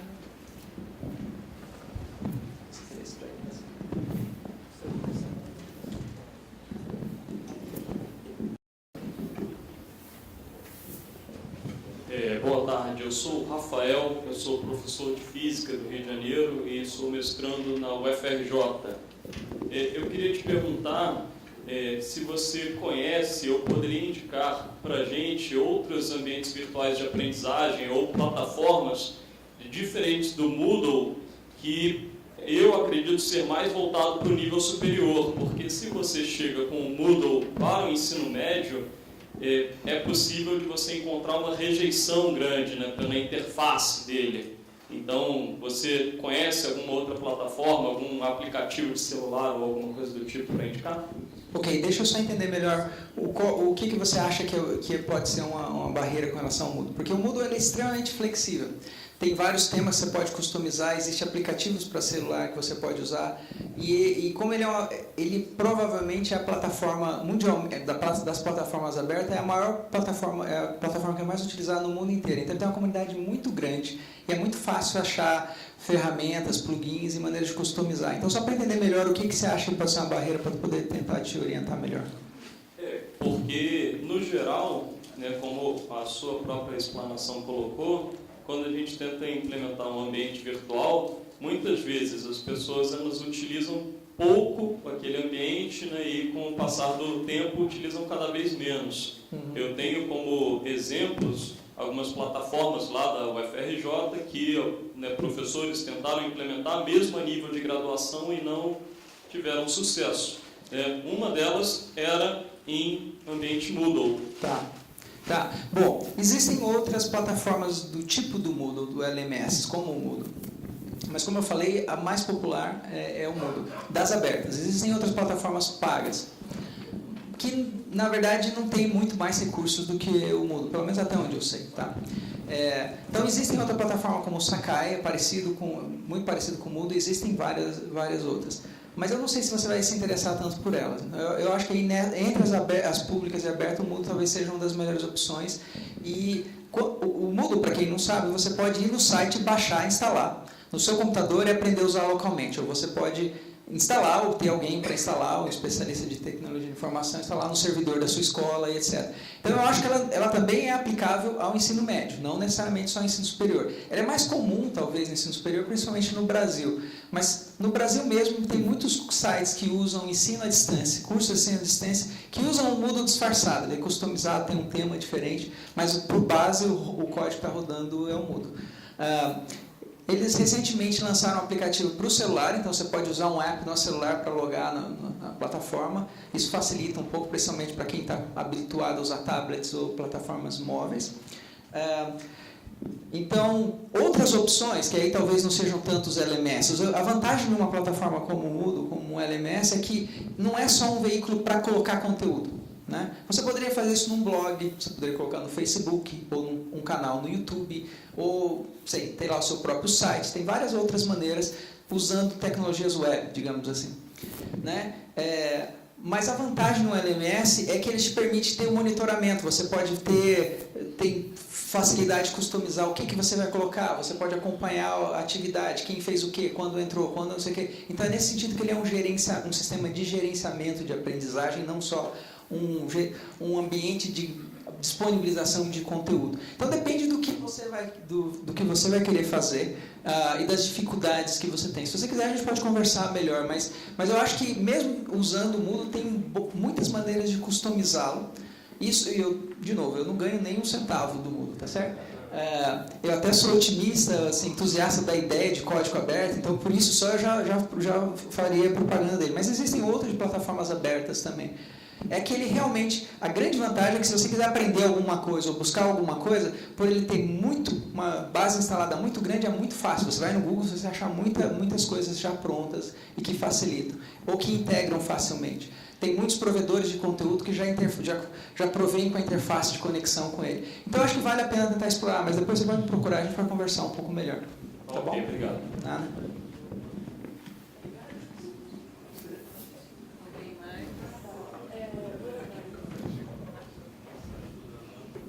Oi, eu sou o Rinaldo, sou professor de Física da Escola SESC do Rio de Janeiro. Bom, permita dar um pitaco. Claro. O professor fez uma pergunta e talvez eu já tenha algum uso. Assim, é um aplicativo pago, mas talvez para o ensino médio é bem recomendado. É o Google Classroom. Okay. Ele provavelmente, quer dizer, ele não é um LMS tão completo quanto o Moodle, mas ele é pago. Eu acredito que ele não é tão caro, porque eu já vi bastante escola usar. E para o ensino médio, ele é muito amigável. É porque é Google, né? Quer dizer, não sou defensor também, mas enfim. Mas é porque muitos já estão habituados a usar as ferramentas do E o Google Classroom, ele não tem um acompanhamento tão assim, mas você consegue fazer bastante coisa. Quiz, repositório, enfim, muitas coisas. Então, acho que fica a dica procurar o Google Classroom. É verdade. E aí a minha pergunta, na verdade, você usou a plataforma Moodle basicamente para avaliar o andamento da atividade e tomar uma ação, né? Tomar uma decisão ali. Promover, disponibilizar conteúdo, mas colocar, nem tanto para avaliar, porque os questionários, a maior parte não eram... Você avaliar o seu próprio trabalho. Isso, E tomar a decisão até a próxima aula dependia do seu resultado. Sim, mas a minha questão tem algum sistema, alguma coisa em que o aluno receberia algum resultado do tipo, sei lá, ele descobre que ele está indo mal em carga elétrica. E outros estão indo bem, e aí esse que está indo mal recebe por que você não lesse isso ao invés, sabe, tipo uma coisa mais personalizada, assim? Sem dúvida. De sugestão automatizada, não sei se seria o termo. Não, eu entendi, eu acho. Se eu não entendi, você me corrige. Sem dúvida, isso seria excelente. Eu não coloquei nada desse tipo, honestamente, por uma questão de limitação de tempo. Eu estava fazendo isso sozinho, não tinha nenhum apoio, assim, digamos, de monitores e etc. Também não estava fazendo isso da primeira vez, eu já tinha uma experiência e eu já tinha uma certa quantidade de conteúdo que eu tinha preparado para um curso anterior. Enfim, essas coisas vão melhorando. Existem algumas ferramentas que já no próprio Moodle e talvez outros plugins que façam coisas parecidas com o que você estava falando. E algumas delas estão nesse contexto de Learning Analytics, ou seja, ferramentas que tentam identificar essas coisas. Mas mesmo usando as coisas que o próprio Moodle já tem, quer dizer, você pode colocar questionários que você programa para dar um feedback dependendo da resposta. O aluno, obviamente, pode acompanhar o seu próprio desempenho, você pode programar de tal forma que ele vê as notas, ele vê como que ele está indo nas coisas. Então, ele tem uma medida de feedback já, de que se ele está indo bem ou se ele não está, se ele está conseguindo as atividades. Então, ele já tem, essas coisas já estão construídas dentro do Moodle. Talvez, o que você está falando talvez vá um pouco além, e eu acho que eu não conheço imediatamente uma ferramenta específica para fazer isso, mas, de novo, uma das vantagens dessa plataforma é que ela tem um número enorme de plugins. Então, se você procurar, de repente você acha algumas delas. Eu até achei algumas que a gente considerou em colocar no Moodle USP. Só que o Moodle USP é algo que tem que ser robusto, tem que atender. Então, a gente não pode colocar coisas muito experimentais lá. Entendeu? Porque eu posso ter quebras de compatibilidade de coisas que já estavam funcionando. Então, as escolhas que a gente faz são complicadas. E depois que eu gostaria de testar, eu não posso testar, eu posso testar individualmente. Então, tem que ser um certo processo de certificação para eu garantir que isso vai que vai ser mantido nos próximos anos, porque eu coloco uma ferramenta agora que alguém acabou de desenvolver, é super legal, mas a partir ele fez agora e nunca mais ele dá manutenção. A gente atualiza o Moodle da USP a cada 6 meses. Então, na próxima versão, aquele negócio já pode quebrar a compatibilidade. Então, a gente tem que fazer escolhas que, você viu, são 90 mil usuários. Então, eu tenho que fazer escolhas que mantenham o sistema robusto. Então, eu não tive chance de explorar todas as coisas. Mas, se você tiver essa flexibilidade, certamente você vai achar outras ferramentas que talvez vá nesse sentido. Sérgio, eu queria fazer um comentário em relação a um detalhe do que você falou e depois falar um pouquinho dessa história do Moodle. Só para reforçar, eu acho que a gente tem usado o Moodle como um instrumento em sala de aula para dirigir atividades. Além de fazer fora, nós temos usado o Moodle como um intermediário, não só para dar conteúdo ou arquivo, disponibilizar material, mas como um mecanismo interativo para atividades em grupo realizadas em sala de aula. E o Moodle tem uma versatilidade enorme de recursos desse ponto de vista. Talvez não seja muito fácil aprender, mas não é também tão difícil assim, entendeu? Porque é uma interface amigável. Então, por exemplo, você tem formas de programar esses questionários iterativamente, de modo que o aluno pode dar uma resposta e no momento, verificar se a resposta dele está certa, com uma riqueza e um leque muito grande de feedbacks que podem ser dirigidos, que podem simplesmente ser certo ou errado, ter acesso à resposta certa, ou ter uma dica do que está errado. Existem várias formas como você pode fazer isso aí. existe também um leque enorme de questões, de formatos de questões que você pode mexer. Alguns sofisticados, como Stack Question e outras coisas, que você tem que praticamente fazer um programa, mas que permitem que o aluno pegue a resposta que ele deu no item A para aplicar no item B, e que faça, quer dizer, é um negócio bastante rico se você tiver condições de gradativamente, porque eu acho que isso é um aprendizado gradativo e fazendo. Então, eu acho assim, eu queria defender isso. Eu acho que as pessoas talvez não estejam entendendo, mas assim, o Moodle é um negócio muito hot, é uma base só, na qual você tem um nível de customização muito grande para se adequar ao conteúdo que você quer. Eu, particularmente, acho que o que faz a pessoa ficar ou não ficar na página é o conteúdo. Ele tem uma interface, eu acho, bastante amigável. Então, eu acho que vale a pena, sim, investir. Eu acho que o Google Scholar é bom. Eu acho que é uma coisa comum, eu acho que o Google é familiar aos alunos do segundo médio. O que eu queria fazer um comentário é assim, nós investimos um pouco nessa história de tentar entender por que os alunos, digamos, naquela linha da autoavaliação. A gente tem usado extensivamente esse negócio de enquete para tentar, inclusive, rastrear um pouco da nossa experiência, do que a gente tem feito. Eu sou Carmen, eu não me apresentei no começo. Meu nome é Carmen Prado, eu sou professora de Física do Instituto de Física da USP. E eu tenho, junto com um grupo, estou envolvido também numa ideia de usar outras metodologias em Física 1 e 2. Uma coisa que a gente percebeu é que uma parcela não desprezível dos alunos que marcam nessas avaliações, eu não estudei, não me preparei adequadamente, na verdade, não é bem isso. O aluno tem uma dificuldade de se expor. Ele dizer que é difícil ele enfrentar o fato de que ele não foi capaz, de que ele tentou e não conseguiu. Tá certo? Isso não é fácil para nenhum de nós, tá certo? Não é fácil em nenhuma situação de concurso, de artigo, de qualquer coisa que a gente vai fazer, você chega lá e diz, eu tentei, dei o melhor de mim e não foi suficiente. Então, e ser capaz de prestar atenção, voltar atrás, isso não quer dizer que o indivíduo é ruim, mas enfim, abre espaço para que ele perceba por onde seguir no sentido de melhorar. Então, essa percepção é uma coisa importante, porque uma parte grande dos alunos acaba achando que se tivesse estudado mais, teria ido bem. O problema não está com ele, de certa forma, nesse sentido, mas que ele tem que revisar os métodos de estudo dele, que ele, de fato, tem lacunas de base que precisam ser enfrentadas de uma outra forma, enfim, algum outro tipo de recurso. E a gente acabou conseguindo isso na base de um conjunto de entrevistas, pescando alunos localizadamente, que a gente tinha esse feedback, que tinham investido tempo, que não tinham ido bem, não tinham um desempenho, de certa forma, compatível com a energia que eles estavam pondo, mas, por outro lado, sempre alegavam que não tinham feito o suficiente, entendeu? Então, a gente queria entender melhor o que era isso, e a gente acabou com esse diagnóstico. E aí a gente conseguiu lidar com isso de um outro jeito, porque o problema não é o indivíduo que é ruim, no sentido de que eu sou burro, incompetente, não vou fazer nada. Ele precisa conseguir usar produtivamente esse diagnóstico, tá certo? Para entender como que ele reorganiza o método de estudo, as coisas, de forma a fazer o tempo ser mais produtivo. Às vezes não é o número de horas, é a forma como você está usando o seu tempo, etc. Sem dúvida. O seu comentário é excelente, obrigado, Carmen.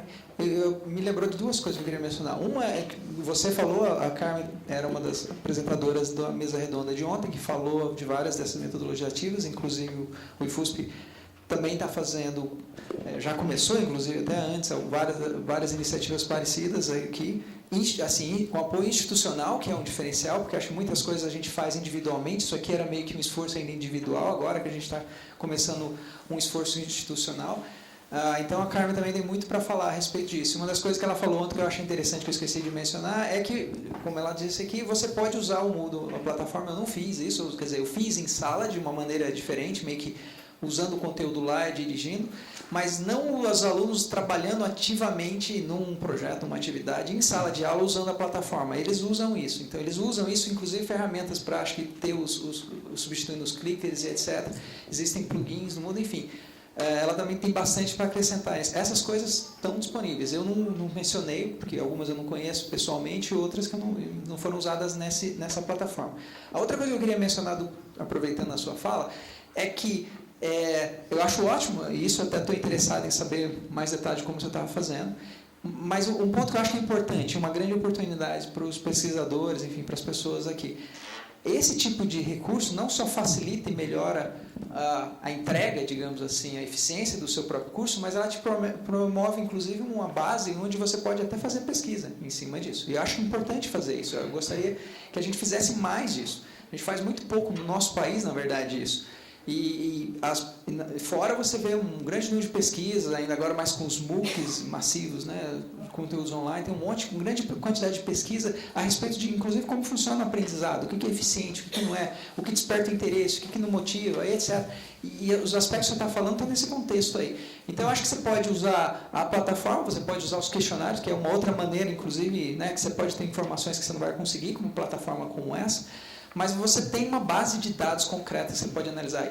Nesse curso só, eu tenho a quantidade de dados que eu quero fazer isso em algum momento, algum dia, ter um tempo de chegar e analisar só isso daí. Eu tenho pelo menos uns 5 anos de cursos aí que eu uso essa plataforma com dados lá que eu gostaria de publicar a respeito, porque você vê essas ferramentas, esses questionários que a Carmen falou, de dar feedback automático, você vê mudança no comportamento dos estudantes, você vê alunos que claramente têm grandes dificuldades no início e que eles crescem, você vê não só ele crescer naquele questionário, mas você vê ele crescer ao longo do semestre. Então, isso daí são indicadores absolutamente fantásticos e animadores que a gente precisa reportar, a gente precisa cientificamente analisar, precisa colocar. Isso tem que ser feito de uma maneira objetiva e tal, mas essas plataformas permitem, porque você tem esses dados, ficam registrados, ficam no banco de dados, você pode analisar. Eu não tive tempo ainda, mas eu tenho lá os dados, a hora que eu parar, ou você pode ter aqueles que são pesquisadores, tem os seus alunos, você pode fazer pesquisa em cima dessas bases. Se você não quiser, você pode usar as ferramentas que já estão construídas para te dar feedback e melhorar o seu curso. Mas essa é uma perspectiva que eu acho que é muito interessante e que eu acho que nesse contexto, no encontro como esse, é importante sempre enfatizar, porque ela permite ainda fazer isso. De novo, eu falei do Moodle porque esse é o que eu conheço, é o que eu uso há muitos anos, é a plataforma que a gente tem na USP.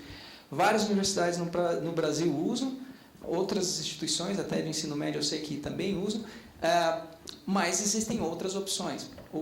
A plataforma do Google é uma plataforma muito interessante, especialmente pela integração com as plataformas do Google. E certamente é uma outra possibilidade. Você basicamente tem que se preocupar com infraestrutura nenhuma, já está tudo disponibilizado. Ela tem talvez vantagem em algumas coisas, as principais vantagens, a integração com as ferramentas do Google, etc. E tem outras limitações e outras desvantagens. Do ponto de vista de conteúdo e coisas, eu não vejo nada nelas, por exemplo, que me assim, atraia suficientemente, porque talvez porque eu estou bastante familiarizado com o Google também. A USP está até recentemente firmou um acordo com a Google, as universidades no Brasil, de um modo geral, no mundo, na verdade, onde o Google Education é disponibilizado gratuitamente. Então, provavelmente a gente vai usar mais e mais isso na USP. Mas, enfim, existem várias opções. Eu citei essa daqui para dar um exemplo concreto. Porque se eu falo de uma maneira muito abstrata, essas coisas são muito úteis e tal, e você não tem ideia do que eu estou falando, não ajuda muito. Quer dizer, ajuda, mas é limitado. Então, quando você vê algo concreto, mesmo eu vi pessoas que assistiram, já são usuários do Moodle, mas de repente você não sabe que pode fazer aquilo, etc. Não era esse o objetivo, não é para ratificar ou tentar vender nenhuma plataforma ou outra. Existem várias coisas. Se você gastar algum tempo, você vai achar várias opções. Esse é um tempo muito bom para fazer e usar esse tipo de tecnologia. Eu sou Clânio Barreto, da Universidade Federal do Rio Grande do Norte, Departamento de Física. Eu gostaria de mudar um pouco a discussão agora, falar do lado do docente. Ok. Hoje em dia, cada vez mais, os docentes universitários têm sido intensivamente cobrados, né, devido à expansão do ensino superior, e tem que dar conta do ensino, pesquisa, eventualmente extensão. Então, eu gostaria de saber quantas turmas você seleciona, quantas disciplinas você seleciona, como afeta a sua carga horária esse trabalho? Uma boa pergunta, e que eu recebo com frequência. Aliás, esse era o comentário que eu queria ter feito no início. e acabei esquecendo. Um alerta que eu queria fazer é o seguinte, um colega meu, eu fiz uma apresentação parecida com essa no Congresso de Graduação da USP no ano passado. Fui convidado para fazer uma apresentação plenária lá a respeito disso, para vários docentes da USP, alunos de pós-graduação, enfim. E um colega veio e falou, olha, a coisa que eu mais tirei da sua apresentação é que você trabalhou pra caramba e que você é um maluco. No sentido de que, por que você está investindo todo esse tempo? Você vai ter que fazer isso, você só faz isso e tal. Bom, as escolhas aí são um pouco pessoais, né? A minha esperança é que a gente, gradualmente, nossas instituições comecem a oferecer isso de uma maneira institucional, facilitem essas ferramentas de tal forma que você não tem que gastar esse tempo todo, investimento seu aprendendo, etc. Ofereça os devidos treinamentos, etc. Eu acho que isso é um processo. Essas coisas são relativamente recentes, vamos dizer assim, no Brasil. Elas não são novas por si, mas nem todas as instituições usam, então é um processo. Eu acho que isso vai acontecer eventualmente. Sou otimista, pelo menos, com relação a isso. O investimento de tempo, respondendo agora a sua pergunta, é grande. Especialmente se você tem que aprender a usar a plataforma, e mesmo se você sabe usar a plataforma, selecionar o conteúdo, mesmo que se você não produza nada novo, no sentido de que você vai produzir as suas próprias simulações, etc. Né? Claro, tem os questionários, etc. Mas você pode, por exemplo, usar bolsistas, os vários programas que a maior parte das universidades tem para você, monitores, algumas coisas para programar os questionários online das suas listas de exercícios que você já tem, etc. Então, você não precisa necessariamente, você, pessoalmente, fazer todo esse investimento de tempo. Eu acho que a melhor estratégia é fazer isso gradualmente, quer dizer, não é querer fazer tudo de uma vez, você vai aprendendo e vai colocando aos poucos. Então, quando eu critico, num certo sentido, quando eu falei de usar mais da ferramenta, é no sentido mais de estimular, saber que existe um horizonte maior do que simplesmente colocar o conteúdo. Mas eu acho que se você já tem um espaço e coloca o conteúdo, já tem um fórum e tal, você já está fazendo algo, já está criando. Só que meu objetivo aqui, talvez, é mostrar que dá para fazer muito mais e explorar muito mais as possibilidades da ferramenta. Isso vai com o tempo, né? Quanto a, digamos assim, como eu invisto tempo? Eu tenho uma carga normal que qualquer outro docente da universidade. Eu provavelmente investo mais tempo na preparação desses cursos do que a média investe, mas eu preciso fazer um investimento grande na primeira vez. Na segunda vez que eu já tenho conteúdo, eu não vou precisar investir todo aquele tempo. Eu vou customizando o que funcionou, o que não funcionou. Então não é assim, você vai ter que gastar esse tempo grande o tempo todo.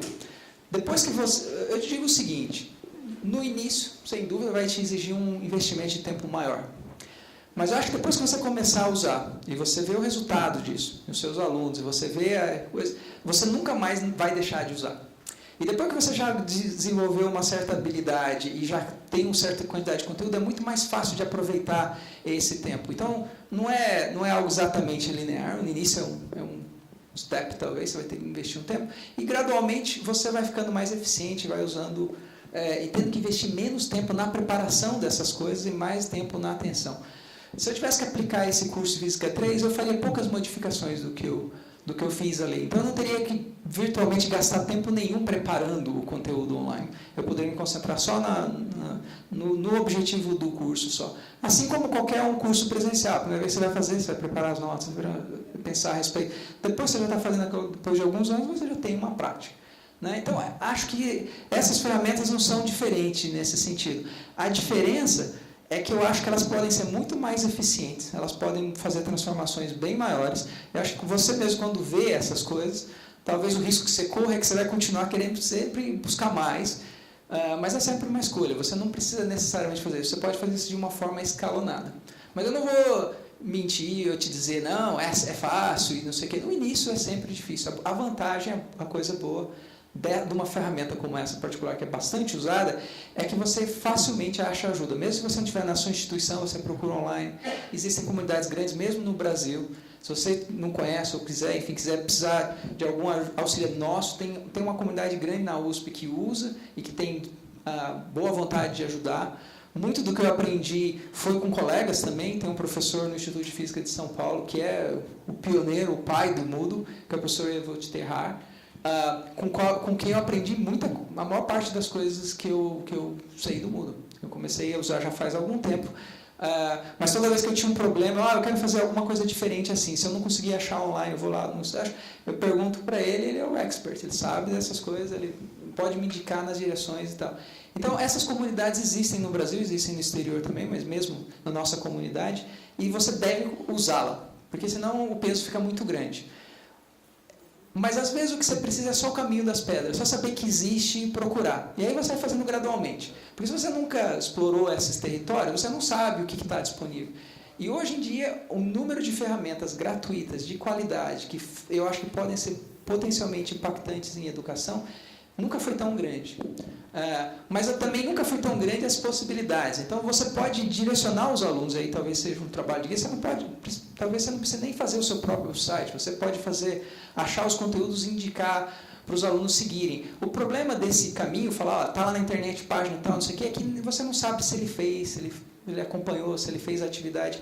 E aí a diferença de um sistema de gerenciamento é que ele permite você ver realmente quem está fazendo, como está fazendo, qual é a dificuldade, criar essa coisa mesmo pessoal, mesmo num ambiente grande. Então, acho que isso é o diferencial dessas ferramentas. As ideias são antigas, mas acho que as tecnologias atuais permitem essas visões, essas coisas se tornarem realidade. É mais ou menos isso que eu acredito.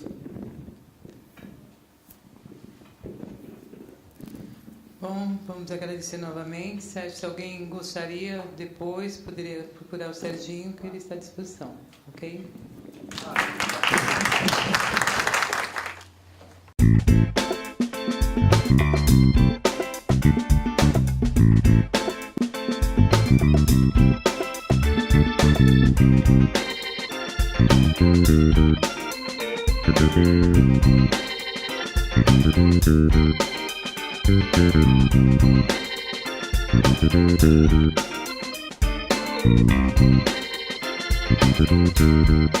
Thank you.